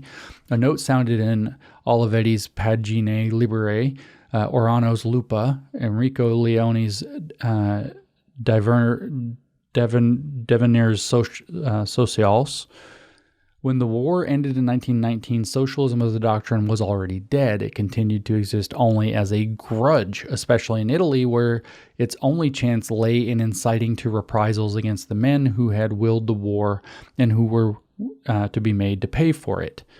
The Popolo d'Italia described itself in its subtitle as the daily organ of fighters and producers. The word producer was already the expression of a mental trend. Fascism was not the nursling of a doctrine previously drafted at a desk. It was born of the need of action, and was action. It was not a party, but in the first 2 years, an anti-party and a movement. The name I gave the organization fixed its character. Yet if anyone cares, to reread the now crumpled sheets of those days giving an account of the meeting at which the Italian Fasci di Combattimento were founded, he will find not a doctrine but a series of pointers, forecasts, hints, which, when freed from the inevitable matrix of contingencies, were to develop in a few years' time into a series of doctrinal positions, entitling fascism to rank as a political doctrine different from all others, past or present. Quoting himself, he says, "If the bourgeoisie," I then said, "believe that they have found in us their lightning conductors, they are mistaken. We must go toward the people. We wish the working classes to accustom themselves to the responsibilities of management so that they may realize that it is no easy matter to run a business. We will fight both technical and spiritual rearguardism. Now that the succession of the regime is open, we must not be faint-hearted. We must rush forward. If the present regime is to be superseded, we must take its place. The right of succession is ours, for we urge the country to enter the war, and we led it to victory. The existing forms of political representation cannot satisfy us. We want diarist? I don't know. It's a typo. We'll say direct representation of several interests. It may be objected that this program implies a return to the guilds, corporazioni. No matter. I therefore hope this assembly will accept the economic claims advanced by national syndicalism. Is it not strange that from the very first day at Piazza San Sepolcro, the word guild, corporazione, was pronounced, a word which, as the revolution developed, was to express one of the basic legislative and social creations of the regime. The years preceding the March on Rome cover a period during which the need of action forbade delay and careful doctrinal elaborations. Fighting was going on in the towns and villages. There were discussions, but there was something more sacred and more important. Death. Fascists knew how to die. State is an idol, death cult. A doctrine fully elaborated, divided up into chapters and paragraphs with annotations, may have been lacking, but it was replaced by something far more decisive, by a faith. All the time, if with the help of the books, articles, resolutions passed at Congress's major and minor speeches, anyone should care to revive the memory of those days, he will find, provided he knows how to seek and select, that the doctrinal foundations were laid while the battle was still raging. Indeed, it was during those years that fascist thought armed, refined itself, and proceeded ahead with its organization. The problems of the individual and the state, the problems of authority and liberty, political, social, and more especially national problems were discussed. The conflict with liberal, democratic, socialistic, Masonic doctrines and those with the Partito Popolare were carried on at the same time as the punitive expeditions. Partito Popolare, sorry. I don't do Italian either. Nevertheless, the lack of a formal system was used by disingenuous adversaries as an argument for proclaiming fascism incapable of elaborating a doctrine at the very time when that doctrine was being formulated, no matter how tumultuously. First, as is the case with all new ideas, in the guise of violent dogmatic negations, then in the more positive guise of constructive theories, subsequently incorporated in 1926, 27, and 28 in the laws and institutions of the regime. Fascism is now clearly defined not only as a regime but as a doctrine. That means that fascism, exercising its critical faculties on itself and others, has studied from its own special standpoint and judged by its own standards all the problems affecting the material and intellectual interests now causing such grave anxiety to the nations of the world, and is ready to deal with them by its own policies. So I just read that very quickly without much commentary, specifically because what you see is that it evolved out of socialism. It is the antithesis to socialism in the dialectical sense, which means that the end goal is to fuse them, to see that fascism and communism, or fascism and socialism, are actually two sides of the same coin, and we need to understand it as one coin. In other words, mix the parts of them together that work to create a comprehensive totalitarian system, which is what we're dealing with today, both from left and now also from right. Rejection of pacifism as a pillar of fascism. First of all, as regards the future development of mankind and quite apart from all present political considerations, fascism does not, generally speaking, believe in the possibility or utility of perpetual peace. It therefore discards pacifism as a cloak for cowardly supine renunciation and contradistinction to self-sacrifice. War alone keys up all human energies to their maximum tension and sets the seal of nobility on those peoples who have the courage to face it. All other tests are substitutes which never place a man face to face with himself before the alternative of life or death. So fascism is based off of the concept of dying for your idol in the state. Therefore, all doctrines which postulate peace at all costs are incompatible with fascism. Equally foreign to the spirit of fascism, even if accepted as useful in meeting special political situations, are all internationalistic or league superstructures which, as history shows, crumble to the ground whenever the heart of nations is deeply stirred by sentimental, idealistic, or practical considerations. Fascism carries this anti-pacifistic attitude into the life of the individual. I don't care a damn. The proud motto of the fighting squads, scrawled by a wounded man on his bandages, is not only an act of philosophic stoicism, it sums up a doctrine which is not merely political. It is evidence of a fighting spirit which accepts all risks. It signifies new style of Italian life. The fascist accepts and loves life. He rejects and despises suicide as cowardly. Life, as he understands it, means duty, elevation, conquest. Life must be lofty and full. It must be lived for oneself, but above all for others, both nearby and far off, present and future. So it's still collectivist. It's just that the state becomes God the Father to rule forever instead of self-sacrificial to wither away at the peak of its power.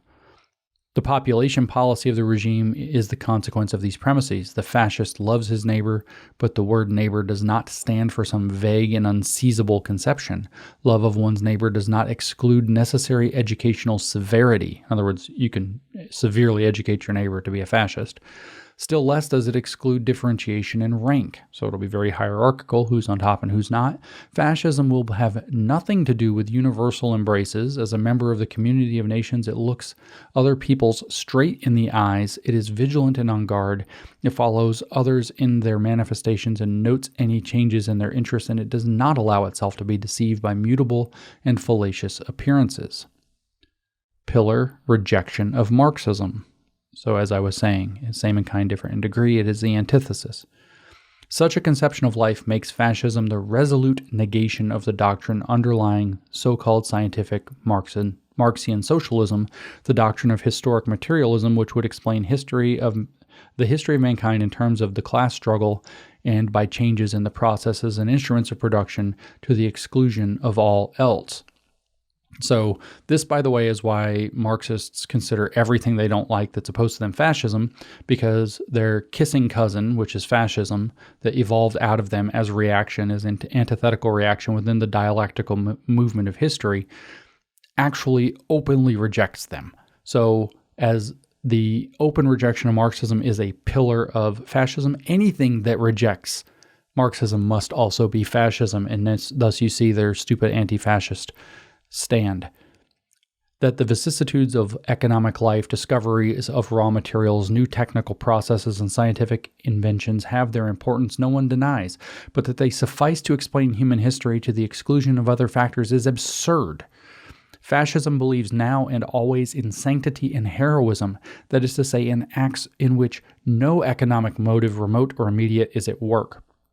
Having denied historic materialism, which sees in men mere puppets on the surface of history, appearing and disappearing on the crest of the waves, while in the depths the real directing forces move and work, fascism also denies the immutable and irreparable character of the class struggle, which is the natural outcome of this economic conception of history. See, so fascists don't conceive history as the movement of economic forces colliding with one another. It sees the movement of history as the ability for man to unify in duty around a state conception, a state idol.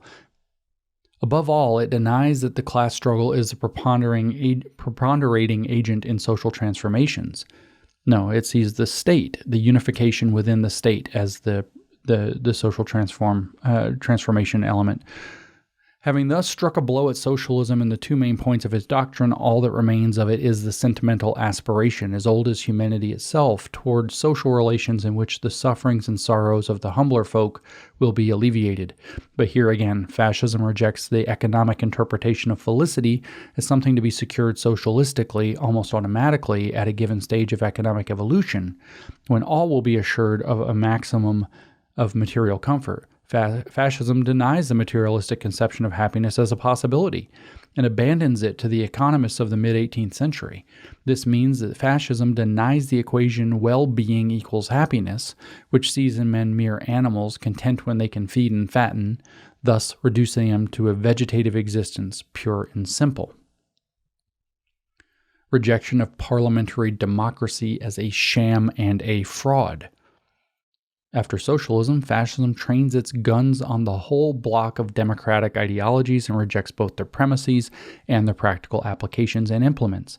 Fascism denies that numbers, as such, can be the determining factor in human society. So it's not really up on that whole consent to the governed thing unless it forces the governed to consent to the fascist government. It manufactures a consent and it's idle. It denies the right of numbers to govern by means of periodic consultations, so we don't need elections. It asserts the irredeemable and fertile and beneficent inequality of men who cannot be leveled by any such mechanical and extrinsic device as universal suffrage. So it embraces inequality and oppression, as I've argued repeatedly.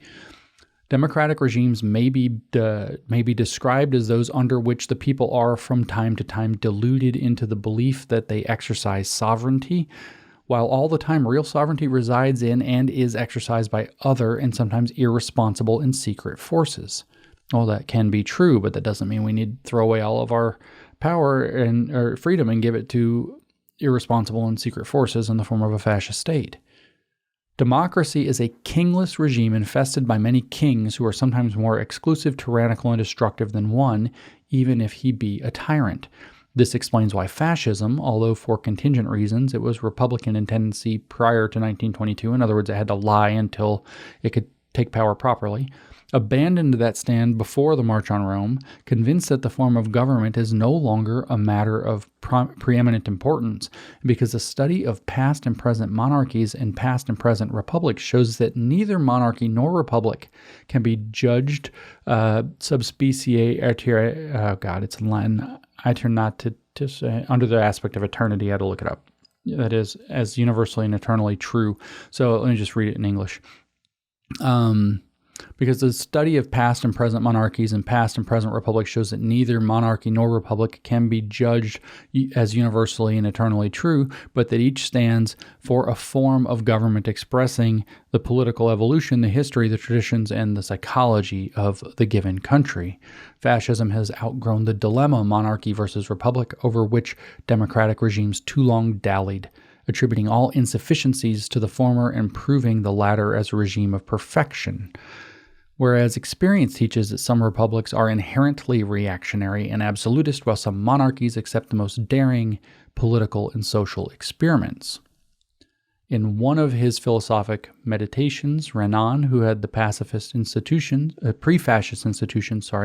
remarks, "Reason and science are the products of mankind, but it is chimerical to seek reason directly for the people and through the people. So election's bad.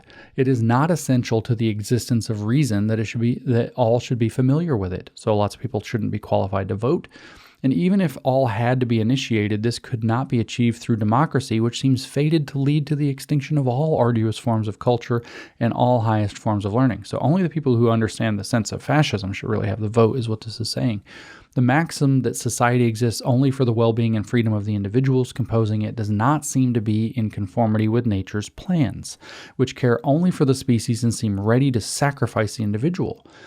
It is much to be feared that the last word of democracy, thus understood, and let me hasten to add that it is susceptible for a different interpretation, would be a form of society in which a degenerate mass would have no thought beyond that of enjoying the ignoble pleasures of the vulgar. So it doesn't think much of democracy. Rejection of egalitarianism. In rejecting democracy, fascism rejects the absurd conventional lie of political equalitarianism, the habit of collective irresponsibility, the myth of felicity, and indefinite progress. Definition of fascism as real democracy. But if democracy be understood as meaning a regime in which the masses are not driven back to the margin of the state, and then the writer of these pages has already defined fascism as an organized, centralized, authoritarian democracy. This is identical to Mao's conception of democratic centralism, which probably borrowed from the fascists, to be honest. Rejection of economic liberalism and admiration of Bismarck. Fascism is definitely and absolutely opposed to the doctrines of liberalism, both in the political and the economic sphere. The importance of liberalism in the 19th century should not be exaggerated for present-day polemical purposes, nor should we make of one of the many doctrines which flourished in that century a religion for mankind for the present and for all time to come. Liberalism really flourished for 15 years only. It arose in 1930 as a reaction to the Holy Alliance, which tried to force Europe to recede further back than 1789. It touched its zenith in 1848 when even Pius IX was a liberal. Its decline began immediately after that year. If 1848 was a year of light and poetry, 1849 was a year of darkness and tragedy. The Roman Republic was killed by a sister republic, that of France. In that same year, Marx and his famous Communist Manifesto launched the gospel of socialism. In 1851, Napoleon III made his illiberal coup d'etat and ruled France until 1870, when he was turned out by a popular rising following one of the severest military defeats known to history. The victory was Bismarck, who never even knew the whereabouts of liberalism and its profits. It is symptomatic that through the 19th century, the religion of liberalism was completely unknown to so highly civilized a people as the Germans, but for one parenthesis which has been described as the ridiculous Parliament of Frankfurt, which lasted just one season. Germany attained her national unity outside of liberalism and in opposition to liberalism. It's a great thing to uphold here. Germany's done great. A doctrine which seems foreign to the German temperament, essentially monarchical, whereas liberalism is the historical and logical anteroom to anarchy. You hear that from the new right today all the time, but it's nonsense. The three stages in the making of the German unity were the three wars of 1864, 1866, and 1870, led by such liberals as Moltke and Bismarck. And in the upbuilding of the Italian unity, liberalism played a very minor part when compared to the contribution made by Mazzini and Garibaldi, who were not liberals. But for the intervention of the illiberal Napoleon III, we should not have had Lombardy, and without that of the illiberal Bismarck at Sadowa and at Sedan, we probably should not have had Venetia in 1866, and in 1870 we would not have entered Rome. The years going from 1870 to 1915 cover a period which marked, even in the opinion of the high priests of the new creed, the twilight of their religion, attacked by decadentism in literature and by activism in practice. Activism, that is to say, nationalism, futurism, and fascism. The liberal century, after piling up innumerable Gordian knots, tried to cut them with the sword of the World War. Never has any religion claimed so cruel a sacrifice. Were the gods of liberalism thirsting for blood? You hear these same kinds of arguments, by the way, from this new right today. Now liberalism is preparing to close the doors of its temples, deserted by the peoples who feel that the agnosticism it professed in the sphere of economics and the indifferentism of which it has given proof in the spheres of politics and morals would lead the world to ruin in the future as they have done in the past. This explains why all the political experiments of our day are anti-liberal, and now we can look back 100 years later and see how those worked out, which is really bad. And it is supremely ridiculous to endeavor on this account to put them outside of the pale of history, as though history were a preserve set aside for liberalism and its adepts, as though liberalism were the last word in civilization beyond which no one can go. Well, you tried to go past that with your fascist totalitarianism, and it turned out to go really badly. So the next section is called the Fascist Totalitarian Vision of the Future. The fascist negation of socialism, democracy, liberalism should not, however, be interpreted as implying a desire to drive the world backwards to positions occupied prior to 1789, French Revolution, a year commonly referred to as that which opened the demo-liberal century. History does not travel backwards. The fascist doctrine has not taken de Maistre as its prophet. Monarchical absolutism is of the past, and so is ecclesiarchy.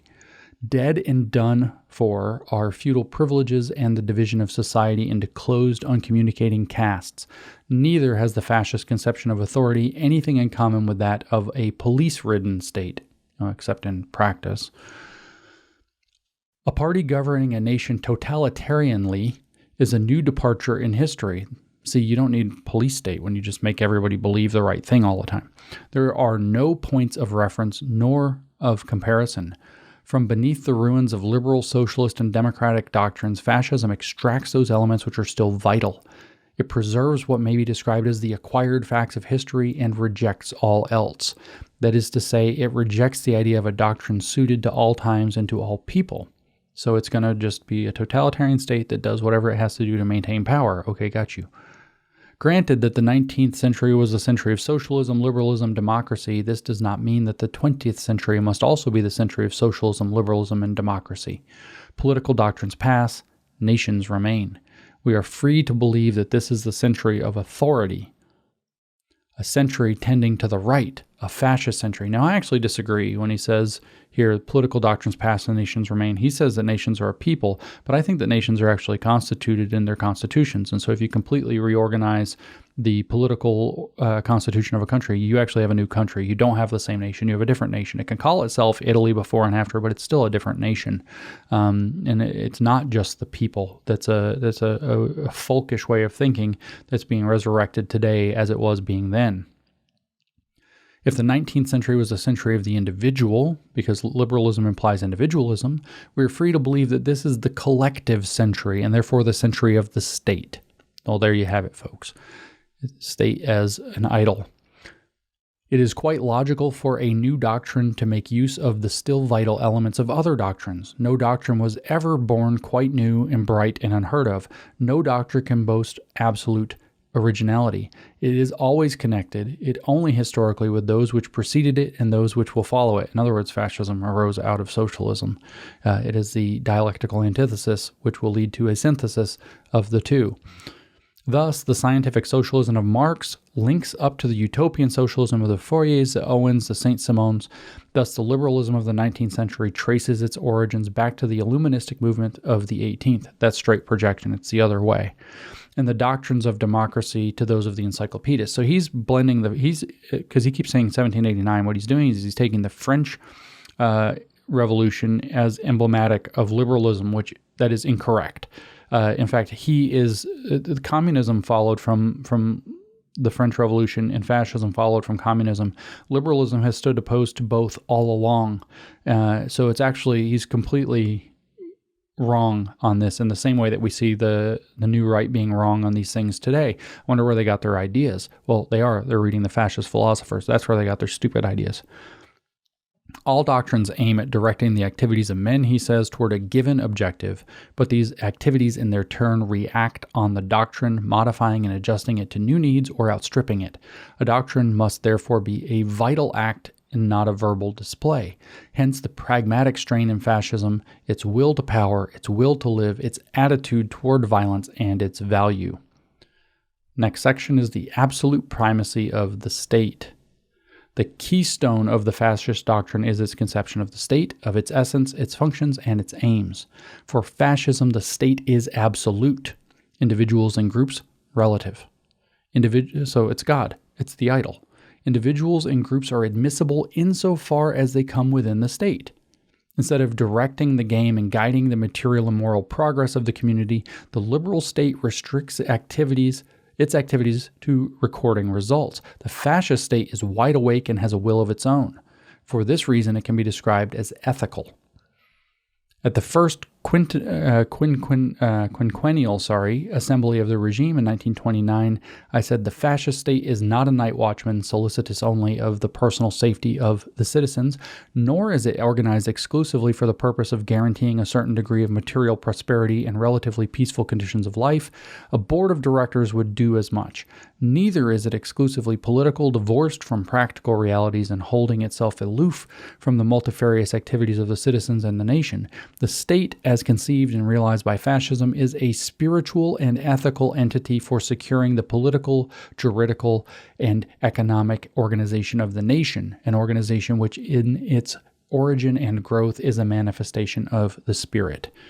The state guarantees the internal and external safety of the country, but it also safeguards and transmits the spirit of the people, elaborated down the ages in its language, its customs, its faith. The state is not only the present, it is also the past and above all the future. Transcending the individual's brief spell of life, the state stands for the immanent conscience of the nation. The forms in which it finds expression change, but the need for it remains. The state educates the citizens to civics, makes them aware of their mission, urges them to unity. Its justice harmonizes their divergent interests. It transmits to future generations the conquests of the mind in the fields of science, art, law, human solidarity. It leads men from the primitive tribal life to that highest manifestation of human power, which is imperial rule. The state is an idol in fascism. The state hands down to future generations the memory of those who laid down their lives to ensure its safety or to obey its laws. It sets up as examples and records for the future ages the names of the captains who enlarged its territory and of the men of genius who made it famous. Whenever respect for the state declines and the disintegrating and centrifugal tendencies of individuals and groups prevail, nations are headed for decay. That's the end of his long quote there. Since 1929, economic and political development have everywhere emphasized these truths. The importance of the state is rapidly growing. The so-called crisis can only be settled by state action within the orbit of the state. Where are the shades of the Jules Simons, who in the early days of liberalism proclaimed that the state should endeavor to render itself useless and prepare to hand in its resignation? Or of the McCulloughs, who in the second half of the last century urged that the state should desist from governing too much? And what of the English Bentham, who considered that all industry asked of government was to be left alone? And of the German Humboldt, who expressed the opinion that the best government was a lazy one? What would they say now to the unceasing, inevitable, and urgently requested interventions of government and business? It is true that if the second generation of economists was less uncompromising in this respect than the first, and even that Adam Smith left the door ajar, however cautiously, for government intervention in business. Because if liberalism spells individualism, fascism spells government. And so that's your statement of fascism right there. If liberalism spells individualism, fascism spells government. And what he's saying there, just to summarize, is that it was BS to ever think that the government wouldn't be involved in business. Public-private partnership or the corporate subsidiarity state is exactly how things really work economically and work best. He says, the fascist state is, however, a unique and original creation. It is not reactionary, yes it is, but revolutionary. Oh, because it's a continuation of communism in another direction. For it anticipates the solution of certain universal problems which have been raised elsewhere in the political field by the splitting up of parties, the usurpation of power by parliaments, the irresponsibility of assemblies, in the economic field by the increasingly numerous and important functions discharged by trade unions and trade associations, or the disputes and ententes affecting both capital and labor, in the ethical field by the need felt for order, discipline, and obedience to the moral dictates of patriotism. Fascism desires the state to be strong and organic, based on broad foundations of popular support. Fascist state lays claim to rule in the economic field no less than in others. It makes its actions felt throughout the length and breadth of the country by means of its corporative, social, and educational institutions, and all the political, economic, and spiritual forces of the nation, organized in their respective associations, circulate within the state. A state based on millions of individuals who recognize its authority, feel its action, and are ready to serve its ends is not the tyrannical state of a medieval lordling. It has nothing in common with the despotic states existing prior to or subsequent to 1789. No, it's totally different. It's not despotic, it's totalitarian. It means everybody's entire life, entire being has to be transformed into supporting the idol.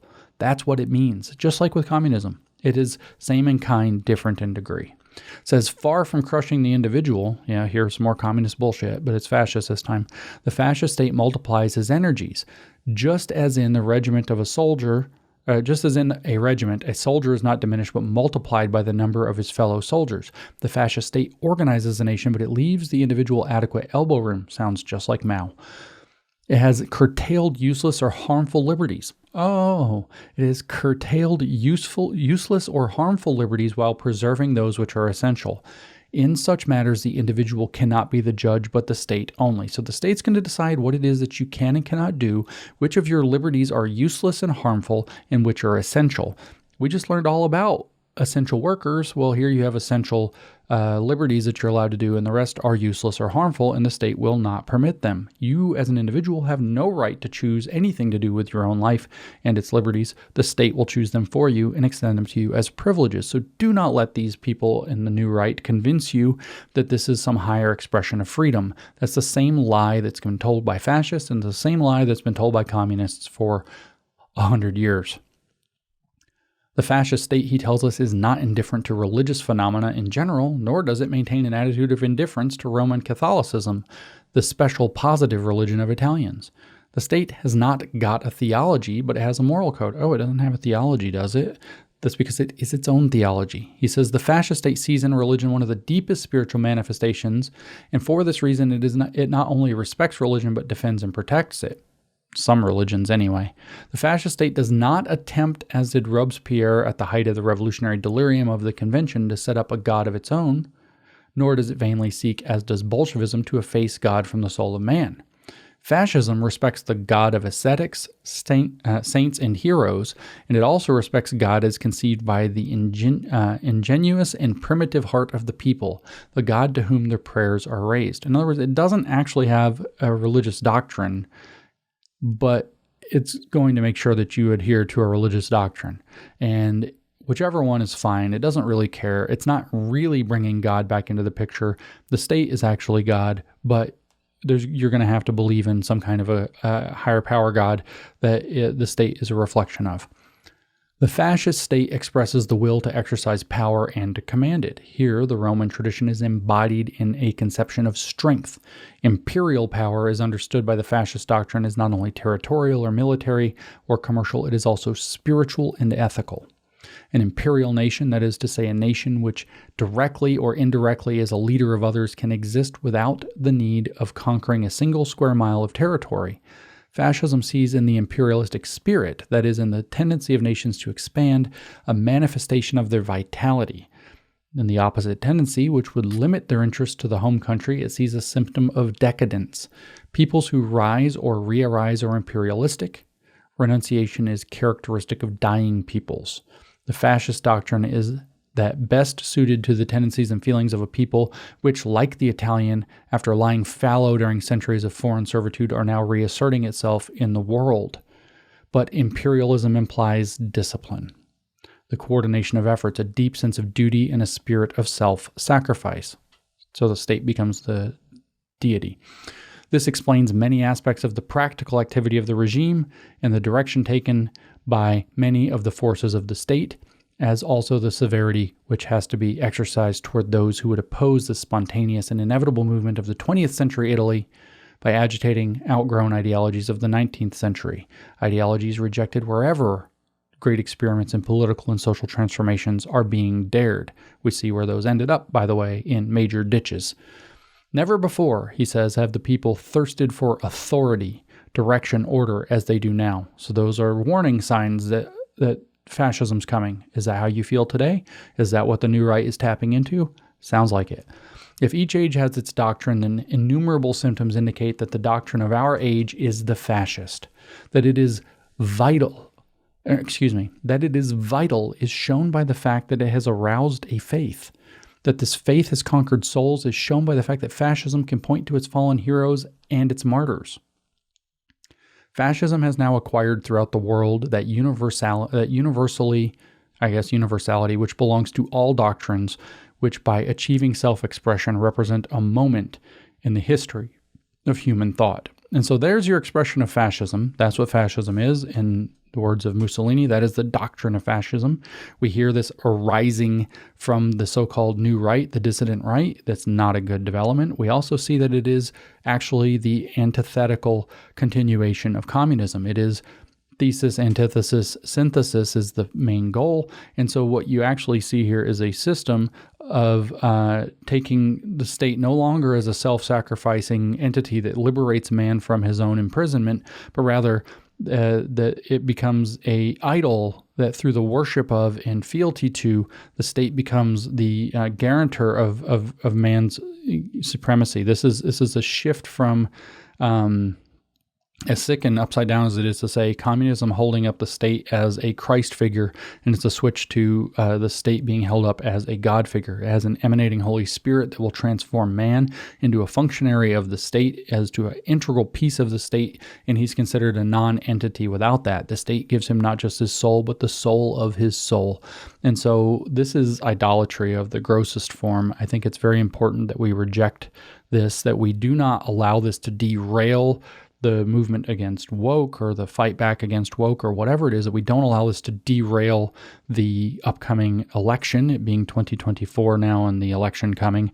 We know that the left, broadly speaking, will use this either as a means of directly seizing power, if it has the capacity to do that, to throw away liberty, or if it cannot, as a means to drive the resistance to the sustainable and inclusion woke movement. All that resistance is going to get driven into a ditch by promoting things that scare normal people into believing that it is an existential crisis for them to fight against conservatives. This is why this is happening is a really good question. I have severely cynical suspicions as to why people like Franco are being pushed, why fascism is being pushed, why we're seeing all this rise of this kind of chest beating, why we're seeing all this new misogyny, this manliness characterized here in fascism by Mussolini. Something bad is happening, and there's an explicit and deliberate push from agents of provocation or whatever on the internet toward fascism, and we should be taking this very seriously and not losing track.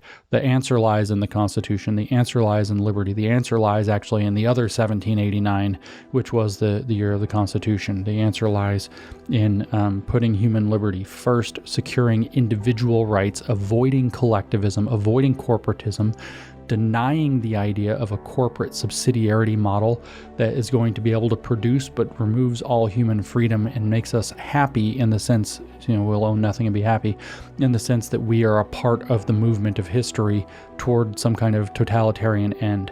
The thesis gives rise to the antithesis. Communism gives rise to fascism, but in the end they're to be seen as the same in kind but different in degree, two parts of the same coin, and synthesized and fused into one model, which is exactly what we see happening in the world, which is why you see communism being pushed through corporations worldwide, in China and here in the West, through the UN and the World Economic Forum and the World Health Organization.